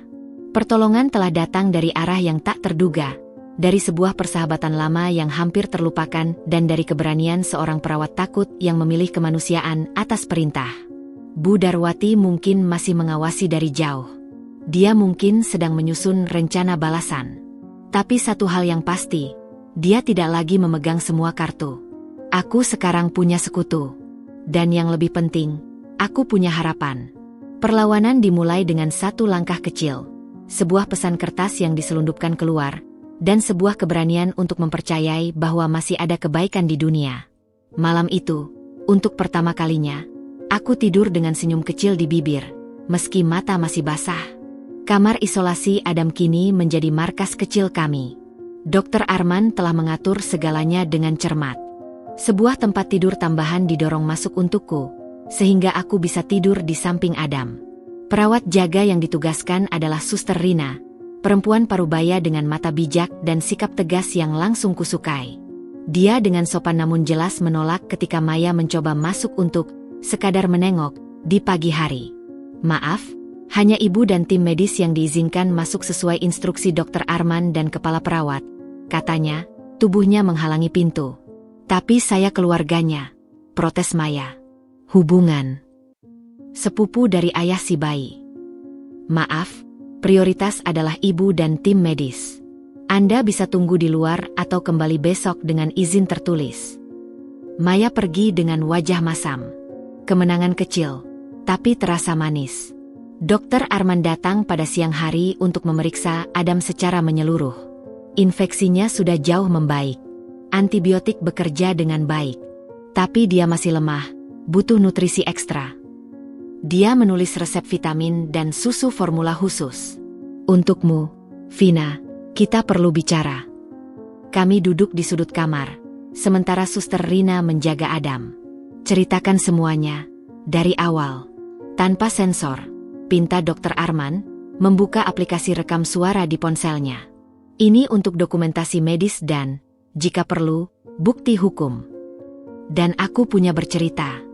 Dari perubahan sikap Bu Darwati setelah Adam lahir, pengubahan surat wasiat, pengurungan di gudang, kondisi Adam yang sakit, kedustaan Bu Darwati saat Dwiki pulang, hingga pemaksaan Dwiki pergi dinas dan pengasinganku di kamar, istirahat total. Aku juga menunjukkan catatan harian digital yang kusimpan di ponselku, yang kini sudah dikembalikan oleh kepala perawat. Dr. Arman mendengarkan dengan serius, wajahnya semakin suram. Ini lebih buruk dari yang kuduga. Ini bukan sekadar konflik keluarga, Vina. Ini penelantaran anak, penganiayaan psikologis, dan pemalsuan alasan medis. Semua pelanggaran serius. Tapi mereka punya uang dan pengacara, Arman. Uang tidak bisa membeli segalanya, terutama bukti medis yang solid. Dia berdiri, berjalan mondar-mandir. Pertama, kita perlu dokumen resmi. Aku akan minta psikiater independen dari RSJ pemerintah untuk menilaimu, untuk membantah klaim baby blues parah mereka. Kedua, kita perlu rekam medis lengkap Adam sebagai bukti penelantaran. Ketiga, dia berhenti, menatapku. Kamu punya akses ke data keuangan atau dokumen bisnis keluarga mereka? Sesuatu yang bisa menunjukkan motif sebenarnya. Aku menggeleng. Tidak pernah. Aku sengaja menjauh dari urusan bisnis mereka. Tapi, aku teringat sesuatu. Dulu, sebelum menikah, Dwiki pernah memberitahuku kata sandi email lamanya yang masih dipakai untuk beberapa hal pribadi. Dia bilang, jika sesuatu terjadi padanya, aku bisa cek email itu. Tapi aku tidak pernah mencoba. Bisa kamu akses sekarang? Bisa, dari ponsel. Tapi, apakah itu etis? Vina, Dr. Arman duduk lagi, suaranya lembut tapi tegas. Mereka mencoba merampas anakmu dan menghancurkanmu secara mental. Ini perang. Dan dalam perang, kita menggunakan semua senjata yang sah. Jika ada sesuatu di email Dwiki yang bisa membantu membuktikan motif jahat mereka, itu bukan pelanggaran privasi. Itu penyelamatan diri. Dia benar. Aku sudah terlalu lama bermain sesuai aturan mereka, dan nyaris hancur. Malam itu, setelah Adam tertidur, dengan jantung berdebar, aku membuka browser di ponsel dan menuju ke penyedia email Dwiki. Aku ketik alamat email dan kata sandi yang masih kuingat. Dwiki 1988, tanggal lahirnya, bintang, nama anjing peliharaannya waktu kecil. Login berhasil. Inboxnya penuh. Banyak email pekerjaan, newsletter, tagihan. Aku tidak tertarik dengan itu. Aku cari kata kunci, wasiat, warisan, Yayasan, Darwati, Wiryo, Maya. Beberapa email muncul. Kebanyakan dari pengacara keluarga. Tapi satu email menarik perhatianku. Dari pengacara itu, dengan subjek, rekonsiliasi pembagian saham PT Dwi Karya Abadi. Email itu berisi draft perjanjian yang mengusulkan pembagian saham. 60% untuk Bu Darwati, 30% untuk Dwiki, dan 10% untuk Pak Wiryo. Dicatat bahwa Dwiki menyetujui dengan berat hati setelah berdiskusi panjang. Tanggalnya 3 bulan lalu, tepat saat aku hamil besar. Jadi, Dwiki sudah berusaha melawan. Tapi dia dikalahkan. Lalu, aku menemukan folder bertajuk Keluarga. Di dalamnya, ada scan surat-surat penting. Aku buka satu persatu. Dan disitulah, aku menemukan harta karun. Atau lebih tepatnya, peti mati bagi Bu Darwati. 1. Surat keterangan sehat dari psikiater atas nama Bu Darwati, dikeluarkan setahun lalu, yang menyatakan dia mengalami gejala kecemasan dan kecurigaan berlebihan, paranoia, terkait harta warisan, disarankan kontrol rutin dan tidak membuat keputusan finansial besar tanpa pendampingan medis. Surat ini tampaknya disembunyikan dari Dwiki, karena dikirim ke email Pak Wiryo, tetapi disalin diam-diam ke email Dwiki oleh sekretaris yang mungkin merasa bersalah. 2. Laporan investigasi swasta yang dipekerjakan oleh Dwiki 6 bulan lalu, tentang aktivitas keuangan Pak Wiryo. Isinya mencengangkan. Pak Wiryo telah menggelapkan dana perusahaan untuk judi online dan investasi bodong. Dia juga diam-diam memindahkan aset properti milik perusahaan atas nama perusahaan cangkang miliknya sendiri. Total kerugian diperkirakan miliaran rupiah. 3. Email antara Bu Darwati dan Maya, yang entah bagaimana ada di sini, berisi rencana untuk mencari calon istri baru yang lebih patut untuk Dwiki jika Vina tidak bisa dibereskan. Mereka bahkan menyebut nama-nama wanita dari keluarga pengusaha yang lebih sepadan. 4. Yang paling mengguncang, scan hasil pemeriksaan medis Bu Darwati dari 2 bulan lalu yang menunjukkan tumor otak kecil di lobus frontal, area yang mengontrol penilaian, pengambilan keputusan, dan kontrol impuls. Dokter menyarankan operasi segera, tetapi Bu Darwati menolak, takut kehilangan kendali. Tumor itu bisa menjelaskan perubahan drastis perilakunya, paranoia yang semakin menjadi, dan kekejamannya. Aku duduk terdiam, ponsel hampir terjatuh dari tanganku. Semua potongan akhirnya menyatu. Bu Darwati sakit, secara fisik dan mental, dan menolak pengobatan. Dia tahu adiknya, Pak Wiryo, menggelapkan uang, tetapi mungkin merasa tidak punya pilihan selain melindunginya karena dia, keluarga. Dia paranoid bahwa aku dan Adam akan mengambil semua hartanya, didorong oleh penyakitnya dan hasutan Maya. Dan rencana jahat mereka bukan hanya untuk mengusirku, tapi untuk menggantikanku dengan wanita pilihan mereka. Arman, bisikku keesokan paginya saat dia datang. Aku serahkan ponselku padanya. Lihat ini. Dokter Arman membacanya. Wajahnya berubah pucat. Ya Tuhan. Tumor lobus frontal. Itu menjelaskan banyak hal. Tapi tidak membenarkan apapun. Dia menatapku. Vina, ini bukti kuat. Motif, kondisi mental, dan kejahatan finansial. Ini bisa mengubah segalanya. Tapi Dwiki, dia tidak tahu tentang tumor ini. Aku yakin, jika dia tahu ibunya sakit. Apakah itu mengubah apa yang dia lakukan padamu dan Adam?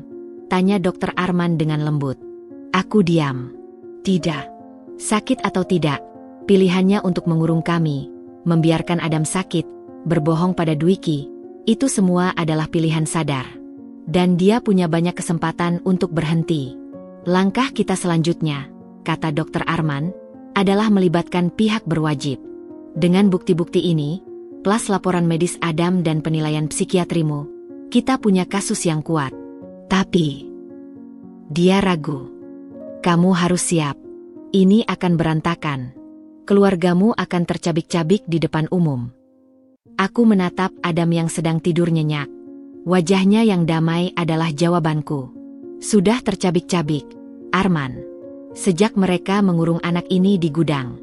Sekarang, waktunya untuk menjahitnya kembali dengan benar, meski harus melalui luka yang lebih dalam dulu. Kami tidak perlu menunggu lama. Bu Darwati, Pak Wiryo, dan Maya datang beramai-ramai dengan 2 pengacara. Wajah Bu Darwati merah padam, matanya liar. "Vina, kamu mencuri data pribadi keluarga. Itu pelanggaran hukum," teriaknya begitu masuk. Dr. Arman melangkah maju. "Sebelum Anda menuduh, Ibu Darwati, ada baiknya kita bahas beberapa dokumen yang kami temukan." Dengan tenang, dia menyerahkan printout surat keterangan psikiater dan laporan tumor itu. "Apakah Anda mengenali ini?" Wajah Bu Darwati berubah dari merah menjadi pucat membiru. Tangannya gemetar memegang kertas itu. Pak Wiryo mencoba merebutnya. "Ini palsu. Ini fitnah. Bisa kita verifikasi dengan rumah sakit yang mengeluarkan," kata Dr. Arman dingin. "Dan mengenai laporan investigasi tentang penggelapan dana." Dia menyerahkan printout kedua pada Pak Wiryo. "Ini juga palsu." Pak Wiryo diam. Keringat mengucur deras di pelipisnya. Maya, yang biasanya pedas, kini terdiam, matanya panik. "Kami di sini dengan 2 polisi dari unit PPA, Perlindungan Perempuan dan Anak, yang sedang menunggu di luar," lanjut Dr. Arman. "Mereka ingin mendengar penjelasan tentang kondisi bayi Adam yang pneumonia akibat pengurungan di gudang lembab, dan tentang pemalsuan alasan medis untuk mengisolasi ibunya." Bu Darwati tampak sesak napas. Dia memegangi dadanya. Kamu mau menghancurkan keluarga sendiri? Dwiki akan membencimu." "Dwiki," kataku, kini dengan suara yang tenang dan penuh keyakinan untuk pertama kalinya, "akan mengetahui semua kebenaran. Termasuk bahwa ibunya sakit dan butuh pertolongan, tapi memilih untuk menyakiti cucunya sendiri daripada berobat.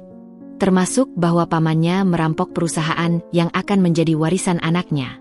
Dan termasuk bahwa sepupunya membantu merencanakan untuk menyingkirkanku dan menggantikanku." Aku berdiri, mendekatinya. "Kalian mengira aku lemah. Kalian mengira seorang ibu bisa dihancurkan dengan mudah. Kalian salah. Kalian justru mengubahku menjadi sesuatu yang paling kalian takuti. Seseorang yang tidak lagi takut kehilangan apapun, karena kalian sudah mengambil segalanya. Kecuali Adam. Dan Adam adalah alasan aku akan bertarung sampai kalian tidak bisa lagi menyentuhnya." Ruangan sunyi. Bahkan para pengacara mereka tampak tidak tahu harus berkata apa. "Pilihannya sekarang," kata Dr. Arman, memecah keheningan. "Pertama, kalian bisa menghadapi proses hukum, penelantaran anak, penganiayaan psikologis, penggelapan dana, pemalsuan dokumen. Atau kedua, kalian mundur." Ibu Darwati berobat. "Pak Wiryo mengembalikan semua aset yang digelapkan. Dan kalian semua memberikan jarak yang sehat dari Vina dan Adam, sementara keputusan tentang hubungan keluarga di masa depan diserahkan pada Dwiki setelah dia mengetahui semua fakta." Bu Darwati tampak hancur. Seluruh sandiwara, seluruh kekuasaan, seluruh ilusi kendalinya, runtuh dalam sekejap. Dia bukan lagi wanita perkasa yang mengendalikan segalanya. Dia adalah seorang nenek sakit yang ketakutan, dikelilingi oleh para penjarah yang memanfaatkan kelemahannya. "Adam, cucuku," bisiknya, air mata asli, bukan buaya, akhirnya keluar. "Adam akan baik-baik saja," jawabku. "Dengan ibunya, bukan dengan orang yang mengurungnya di gudang." Dia memandangiku, dan untuk pertama kalinya, aku melihat bukan kebencian, tapi penyesalan yang sangat dalam. Mungkin penyakitnya, mungkin kesadarannya yang tersisa. Tapi itu sudah terlambat. Mereka pergi dengan tertatih-tatih. Pengacaranya berusaha menyelamatkan muka, tapi jelas mereka sudah kalah. Dr. Arman memandangiku. "Kamu kuat, Vina." Aku tidak punya pilihan lain. Malam itu, duduk di samping Adam, aku menatap email-email itu lagi. Kebenaran memang menyakitkan. Tapi lebih menyakitkan hidup dalam kebohongan. Sekarang, tugas terberat menungguku. Memberitahu Dwiki, suamiku, bahwa dunianya, ibunya yang dia kagumi, pamannya yang dia percayai, sepupunya yang dia anggap saudara, ternyata penuh dengan pengkhianatan dan penyakit. Tapi itu besok. Malam ini, aku akan menikmati kemenangan kecil ini. Anakku kembali dalam pelukanku, kebenaran mulai terungkap, dan untuk pertama kalinya sejak semuanya begani, aku merasa ada harapan. Benar-benar ada harapan. Keesokan paginya, Rumah sakit seperti sarang lebah yang diusik. Dr. Arman telah melibatkan pihak berwajib secara resmi. 2 polisi wanita dari unit PPA, Perlindungan Perempuan dan Anak, datang untuk mengambil keterangan lengkapku. Prosesnya berlangsung hampir sepanjang hari, merekam pernyataan, mengumpulkan bukti digital, catatan, rekaman, foto, dan memeriksa rekam medis Adam. Sementara itu, Bu Darwati, Pak Wiryo, dan Maya menghilang dari rumah sakit. Tapi Karma tidak perlu menunggu mereka. Ia bekerja dengan caranya sendiri. Siang itu, Dr. Arman membawa sebuah tablet ke kamarku. Wajahnya serius. Berita sudah menyebar, katanya, menyerahkan tablet itu padaku. Di layar, portal berita finansial lokal memuat headline. Dugaan penggelapan dana dan korupsi di PT Dwi Karya Abadi, direktur dicurigai lakukan penyelewengan miliaran. Artikel itu merinci, dengan cukup akurat, tentang penyalahgunaan dana oleh Pak Wiryo, lengkap dengan transaksi mencurigakan dan aset yang dipindahkan ke perusahaan cangkang. Sumbernya, anonim, tapi aku bisa menebak. Salah satu karyawan yang selama ini dipaksa tutup mulut, kini melihat celah untuk membongkar kejahatan. Tak butuh waktu lama, efek berantainya mulai terasa. Aku menerima telepon dari Mbak Sari, pembantu yang dulu menolongku. Nyonya Vina, bisiknya, suara penuh ketakutan dan kegembiraan yang aneh. Rumah sedang kacau. Tadi pagi datang orang dari bank. Katanya ada masalah pembayaran kredit. Lalu ada telepon dari pemasok yang marah-marah karena tagihan belum dibayar. Ibu Darwati jatuh pingsan. Sekarang dibawa ke rumah sakit lain. Pak Wiryo tidak bisa dihubungi. Maya teriak-teriak di telepon pada pengacaranya. Terima kasih infonya, Mbak Sari. Kamu baik-baik saja? Saya mungkin akan pulang ke kampung sebentar. Nyonya, sepertinya tidak aman di sini. Begitulah. Menara kartu yang dibangun dengan ketamakan dan penipuan mulai runtuh dari dalam. Dr. Arman datang dengan dokumen resmi. Penilaian psikiatri independen untukmu sudah keluar, katanya, menyerahkan kopi laporannya. Kesimpulannya, tidak ditemukan gangguan mood pasca melahirkan yang signifikan. Sebaliknya, kamu didiagnosis dengan PTSD, Post Traumatic Stress Disorder, akibat penyekapan dan penganiayaan psikologis. Laporan ini secara resmi membantah semua klaim Bu Darwati. Laporan itu terasa seperti baju zirah. Bukti tertulis bahwa aku bukan orang gila. Aku korban. Untuk Adam, lanjut Dr. Arman, laporan medis lengkapnya sudah menjadi barang bukti PPA. Pneumonia berat akibat lingkungan tidak layak, ditambah dengan malagizi ringan. Ini adalah dasar kuat untuk tuntutan penelantaran anak. Tapi di tengah kemenangan kecil ini, ada kecemasan yang menggerogoti. Dwiki, bisikku. Dia masih di Labuan Bajo. Dia tidak tahu apa-apa. Dan teleponnya, terakhir menelepon 2 hari lalu. Singkat sekali. Sepertinya Bu Darwati sudah memutus komunikasi kami. Dr. Arman mengangguk. Itu yang harus kita hadapi selanjutnya. Tapi sebelum itu, ada sesuatu yang perlu kamu ketahui. Dia membuka aplikasi berita di tabletnya. Baca ini. Artikel baru. Proyek Labuan Bajo triliunan rupiah ternyata fiktif? Investor diduga melarikan diri. Jantungku berhenti. Aku baca dengan cepat. Intinya, proyek megah yang membawa Dwiki pergi ternyata adalah skema Ponzi canggih. Perusahaan Venture Global Holdings yang terlihat mewah itu hanya kulit kosong. Mereka sudah menarik uang muka dari beberapa mitra lokal, termasuk perusahaan Dwiki, dan kini menghilang. Polisi sedang menyelidiki. Dwiki. Napasku terseduh. Dia pasti hancur. Dan dia sendirian di sana. Dia tidak sendirian, kata Dr. Arman tegas. Dia punya kamu.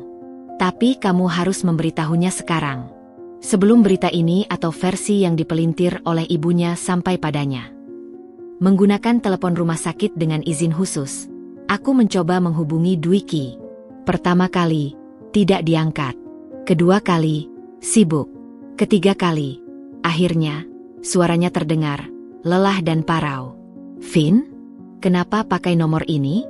Ponselku, ada masalah sinyal. Suaranya aneh, datar. Dwik, sayang, kamu sudah dengar berita? Dengar apa? Di sini, kacau. Proyeknya, Vin. Ini bencana. Mereka mungkin penipu. Suaranya pecah. Aku merasa seperti idiot. Ibu akan sangat kecewa. Aku tidak peduli dengan kekecewaan ibumu. Teriakku, tidak bisa menahan. Dwight, dengarkan aku. Ada hal-hal penting yang harus kau tahu. Sangat penting. Vin, aku sedang tidak enak. Adam menderita pneumonia karena dia dikurung di gudang oleh ibumu. Diam panjang di seberang sana. Hanya suara napas berat. Apa yang kau katakan? Dengar baik-baik, Dwiki. Dan dengan tenang, meski tanganku gemetar, aku menceritakan segalanya. Dari awal, pengubahan surat wasiat, pengusiran ke gudang, kondisi Adam yang nyaris tewas, kebohongan ibunya saat dia pulang, pemaksaan pergi dinas, pengasinganku di rumah sakit, penemuan tumor otak ibunya, penggelapan dana Pak Wiryo, rencana Maya, semua tanpa embel-embel. Terdengar suara seperti tercekik. Lalu tangisan pria yang dalam, menyayat hati. Tidak mungkin. Ibu, dia tidak akan. Aku punya bukti, Dwiki. Semua. Catatan, rekaman, laporan medis, email. Dr. Arman, temanku, sudah membantu melaporkan ke polisi. Adam dan aku sekarang dilindungi. Adam, bagaimana Adam? Dia lebih baik. Tapi dia hampir mati, Dwiki. Hampir mati karena kedinginan dan kelaparan di gudang ibumu. Tangisannya semakin menjadi. Aku harus pulang. Sekarang. Ya, pulanglah. Tapi, bersiaplah. Duniamu akan berubah total. Karma tidak berhenti bekerja. Berita-berita baru bermunculan. 1. Bank melakukan penyitaan karena tunggakan kredit yang menumpuk dan nilai jaminan yang tiba-tiba merosot. Setelah berita penggelapan, bank mulai proses penyitaan atas beberapa properti keluarga, termasuk rumah utama tempat aku dulu tinggal. 2. Pemasok menuntut beberapa pemasok besar, mendengar kondisi perusahaan, menuntut pembayaran tunai dan menarik diri dari kerjasama. Rantai pasokan perusahaan konstruksi mereka lumpuh. 3. Karyawan berdemo gaji tertunda. Puluhan karyawan berkumpul di depan kantor, meminta hak mereka. Media meliput.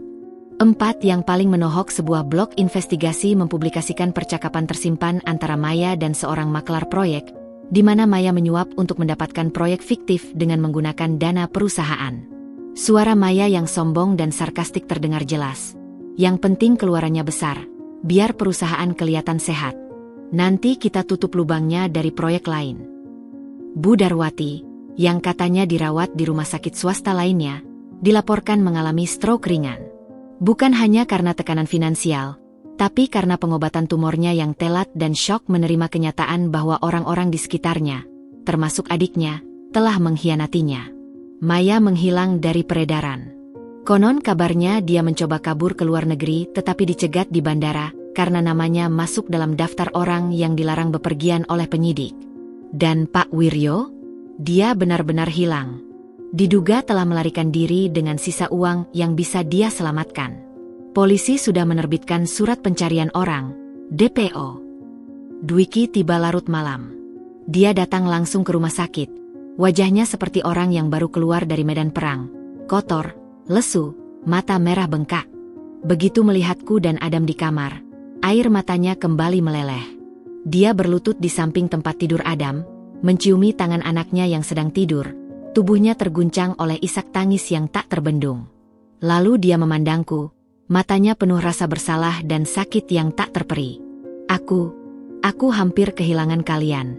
Karena kebodohanku. Karena kenaifanku. Bukan salahmu, Dick, bisikku, meski hati masih terluka. Kamu juga dikelabui. Tapi aku harusnya tahu. Aku harusnya merasakan ada yang tidak beres. Aku malah pergi meninggalkan kalian. Dia memukul dahinya sendiri. Aku ayah yang gagal. Suami yang gagal. Aku menarik tangannya, memeluknya. Di pelukanku, dia seperti anak kecil yang hancur. Kamu tidak gagal. Kamu hanya terlalu percaya pada orang yang salah. Sekarang, kita harus bangun lagi. Bersama. Dia mengangguk, pelan. Ibu, bagaimana? Stroke ringan. Dirawat. Tapi, kondisinya kompleks. Ada tumor, Dick, di otaknya. Itu mungkin penyebab sebagian perilakunya. Dwiki terkesiap, lalu menunduk. Kenapa tidak ada yang memberitahuku? Karena dia takut. Takut kehilangan kendali. Takut dianggap lemah. Aku menarik napas. Kita akan menolongnya, Dwiki. Tapi bukan dengan membiarkan kejahatannya. Dia harus diadili untuk yang dilakukannya pada Adam dan aku. Dan dia harus diobati. Dwiki memandiku lama. Kamu masih mau menolongnya? Setelah semua ini, dia adalah ibumu dan nenek Adam. Kebencianku tidak akan menyembuhkan apapun. Tapi keadilan dan pengobatan, mungkin. Malam itu, kami bertiga, aku, Dwiki, dan Adam yang tertidur, berada di kamar rumah sakit yang sunyi. Dunia luar mungkin sedang kacau, imperium keluarga itu mungkin sedang runtuh, tapi di ruangan kecil ini, ada sebuah permulaan baru. Sebuah permulaan yang dibangun dari puing-puing kebohongan, tapi setidaknya dibangun di atas kebenaran. Dwiki memegangi tanganku erat. Aku akan perbaiki semuanya, Finn. Aku janji. Kita akan perbaiki bersama, koreksiku. Tapi pertama, kita harus selesaikan yang ini dengan hukum. Untuk Adam. Agar dia tahu, di masa depan, bahwa orang tuanya berani memperjuangkan yang benar, meski sulit. Karma telah mulai membisik. Dan bisikannya kini menjadi gemuruh yang menghancurkan tembok-tembok kekuasaan palsu. Tapi dari reruntuhan itu, kami mulai membongkar batu-batu, satu persatu, untuk membangun fondasi baru. Fondasi yang mungkin sederhana, tapi kuat karena dibangun dengan kejujuran, keberanian, dan cinta yang sudah diuji api. Dan untuk Bu Darwati, karma terbesarnya mungkin bukan kehilangan harta, tapi menyadari, di ranjang rumah sakitnya yang sunyi, dikelilingi oleh kehampaan yang diciptakannya sendiri, bahwa dia telah mengorbankan satu-satunya harta sejati, keluarga yang mencintainya, untuk berpegangan pada bayangan kekayaan yang akhirnya lenyap begitu saja. 3 bulan kemudian, angin pagi berembus sepau-sepau membawa aroma tanah basah dan kopi dari warung di seberang jalan. Aku berdiri di balkon kecil rumah kontrakan kami, sebuah rumah tipe 36 di kompleks perumahan sederhana yang jauh dari gemerlap kota besar. Di bawah, Dwiki sedang memandu tukang memasang papan nama kecil di pagar.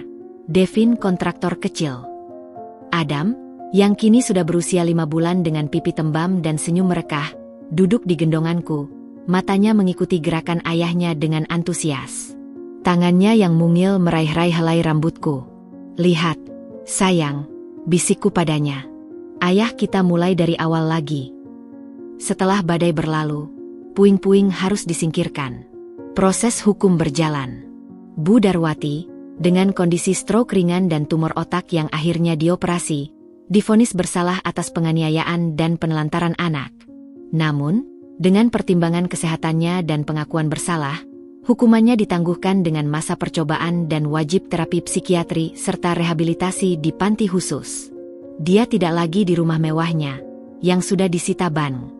Dia kini tinggal di sebuah apartemen sederhana dengan perawat jaga, didanai dari sisa tunjangan pensiunnya.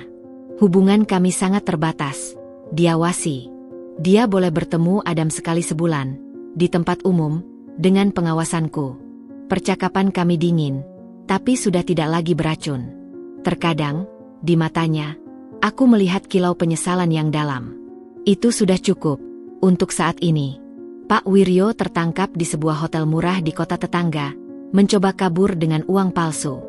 Dia kini mendekam di penjara, menunggu proses panjang untuk kasus penggelapan dan korupsi. Imperium bisnis keluarga Darwati telah resmi bangkrut, dilikuidasi untuk membayar hutang dan ganti rugi pada karyawan. Maya? Dia menghilang begitu saja. Kabarnya dia pindah ke kota lain, hidup dengan sisa uang yang berhasil diselamatkan, namun reputasinya hancur. Terkadang aku tidak merasa perlu membencinya lagi. Dia hanyalah bayangan di masa lalu yang kelam. Dwiki menyelesaikan semua urusan hukum dengan tegas. Dia melepas semua sisa-sisa harta keluarga yang bisa memicu konflik lagi. Uang hasil likuidasi yang menjadi haknya, tidak banyak, digunakannya untuk membayar semua hutang moral, pesangon karyawan yang loyal, terapi untuk ibunya, dan modal awal usaha kontraktornya. Sisanya, untuk hidup sederhana kami. Dah jadi, Vin, teriak Dwiki dari bawah, menyapukan tangan yang penuh debu. Wajahnya yang dulu selalu tegang kini lebih rileks, meski ada garis-garis kelelahan di sudut matanya. Bekerja fisik, mencari klien dari nol, bukan hal mudah. Tapi ada cahaya di matanya yang dulu sempat padam, cahaya kebebasan dan ketulusan. Aku tersenyum, melambai. Ayo masuk, sarapan sudah siap. Di meja makan kecil yang terbuat dari kayu bekas yang dihaluskan sendiri oleh Dwiki, kami duduk bersama. Nasi goreng buatanku, telur dadar, dan tempe goreng. Makanan sederhana, tapi terasa lebih nikmat daripada semua jamuan mewah di masa lalu. Besok ada meeting dengan Pak RT, kata Dwiki sambil menyuapi Adam bubur. Mereka mau perbaiki pos ronda. Proyek pertamaku di sini. Keren, kataku, menyentuh tangannya. Pelan-pelan. Dan, ibu menelepon tadi pagi, ujarnya, suaranya rendah. Aku menghentikan sendokku. Oh. Dia bilang, terima kasih. Untuk tidak menuntut hukuman yang lebih berat. Dan untuk mengizinkannya bertemu Adam bulan depan. Dia memandangku. Dia juga minta maaf. Lewat telepon. Aku belum bisa memaafkannya sepenuhnya. Tapi aku terima permintaannya. Aku mengangguk. Itu cukup. Pengampunan adalah proses, bukan peristiwa. Dan batasanku tetap, Adam adalah prioritas. Keamanannya, kebahagiaannya. Kamu sudah menjadi suami dan ayah yang kuat, Dick. Aku bangga. Dia tersenyum getir. Aku seharusnya dari dulu. Tidak ada kata, seharusnya, di hidup kita. Yang ada hanya, sekarang, dan nanti. Dan sekarang, kita di sini. Bersama. Setelah makan, Dwiki berangkat ke kantor. Sebuah ruko kecil yang juga berfungsi sebagai gudang material. Aku membereskan dapur sambil mendendangkan lagu untuk Adam. Ponselku berdering. Dokter Arman. Vin, bagaimana kabar? Baik, Arman. Adam lagi belajar tengkurap nih. Dwiki mulai dapat proyek kecil. Bagus. Aku telepon karena dapat kabar dari rumah sakit. Ibumu mertua menunjukkan perkembangan positif dalam terapi. Dia mulai bisa mengakui kesalahan tanpa rasionalisasi. Itu langkah besar. Syukurlah. Dan untukmu, jadwal kontrol bulan depan jangan lupa. PT SDMU butuh pemantauan. Insya Allah. Terima kasih untuk segalanya, Arman. Kamu penyelamat kami. Ah, sudahlah. Teman sejatikan untuk saat-saat sulit. Salam untuk Adam ya. Sore hari, aku membawa Adam berjalan-jalan di taman kompleks. Beberapa ibu-ibu lain juga ada di sana, mengasuh anak mereka. Kami mengobrol santai tentang empati dan merek popok. Mereka tidak tahu masa laluku yang berliku. Mereka hanya mengenalku sebagai Vina, ibu muda yang baru pindah ke sini dengan suaminya yang kontraktor. Rasanya membebaskan. Di tengah obrolan, Adam merengek minta digendong. Aku angkat dia, dan dia menempelkan kepalanya di bahuku, menghirup napas dalam-dalam seperti selalu dilakukannya sejak bayi. Ritual yang memberinya rasa aman. Dede Adam ngantuk ya? Tanya seorang ibu. Iya, sepertinya. Pulang dulu ya, Bu. Dalam perjalanan pulang, langkah kaki ringan. Matahari sore menyinari jalan setapak, membuat bayangan kami memanjang. Aku ingat bayangan yang dulu menakutkan di dinding gudang. Kini, bayangan itu hanya teman setia di bawah sinar matahari. Di rumah, setelah Adam tertidur, aku duduk di teras. Dwiki pulang dengan baju penuh cat dan debu, tapi senyumnya lebar. Dapat proyek, Vin. Perbaikin atap SD dekat sini. Kepala sekolahnya langsung percaya. Alhamdulillah. Aku menyambutnya dengan pelukan. Malam itu, kami duduk berdampingan di sofa butut, menikmati teh hangat. Tidak ada TV besar, tidak ada lukisan mahal di dinding. Hanya foto pernikahan kami dan gambar cap tangan Adam yang baru saja dibuat di posyandu. Kita miskin ya, Vin, kata Dwiki tiba-tiba. Aku memandangnya. Kamu pikir? Dibanding dulu, iya. Tidak ada mobil mewah, tidak ada rumah besar, tidak ada pembantu. Aku tersenyum, meraih tangannya. Tapi kita punya sesuatu yang dulu tidak pernah kita miliki saat punya semua itu. Apa? Kedamaian. Dan kepastian bahwa cinta kita tidak dibangun di atas tumpukan uang atau warisan. Dibangun dari pilihan. Pilihan untuk tetap bersama, meski segalanya runtuh. Dia menarik napas, memandang sekeliling rumah kami yang sederhana. Kamu benar. Aku tidak pernah merasa sekaya ini. Bu Darwati dulu begitu takut kehilangan batunya, hartanya, kekuasaannya, warisannya, sampai dia rela melempar permatanya, keluarganya sendiri.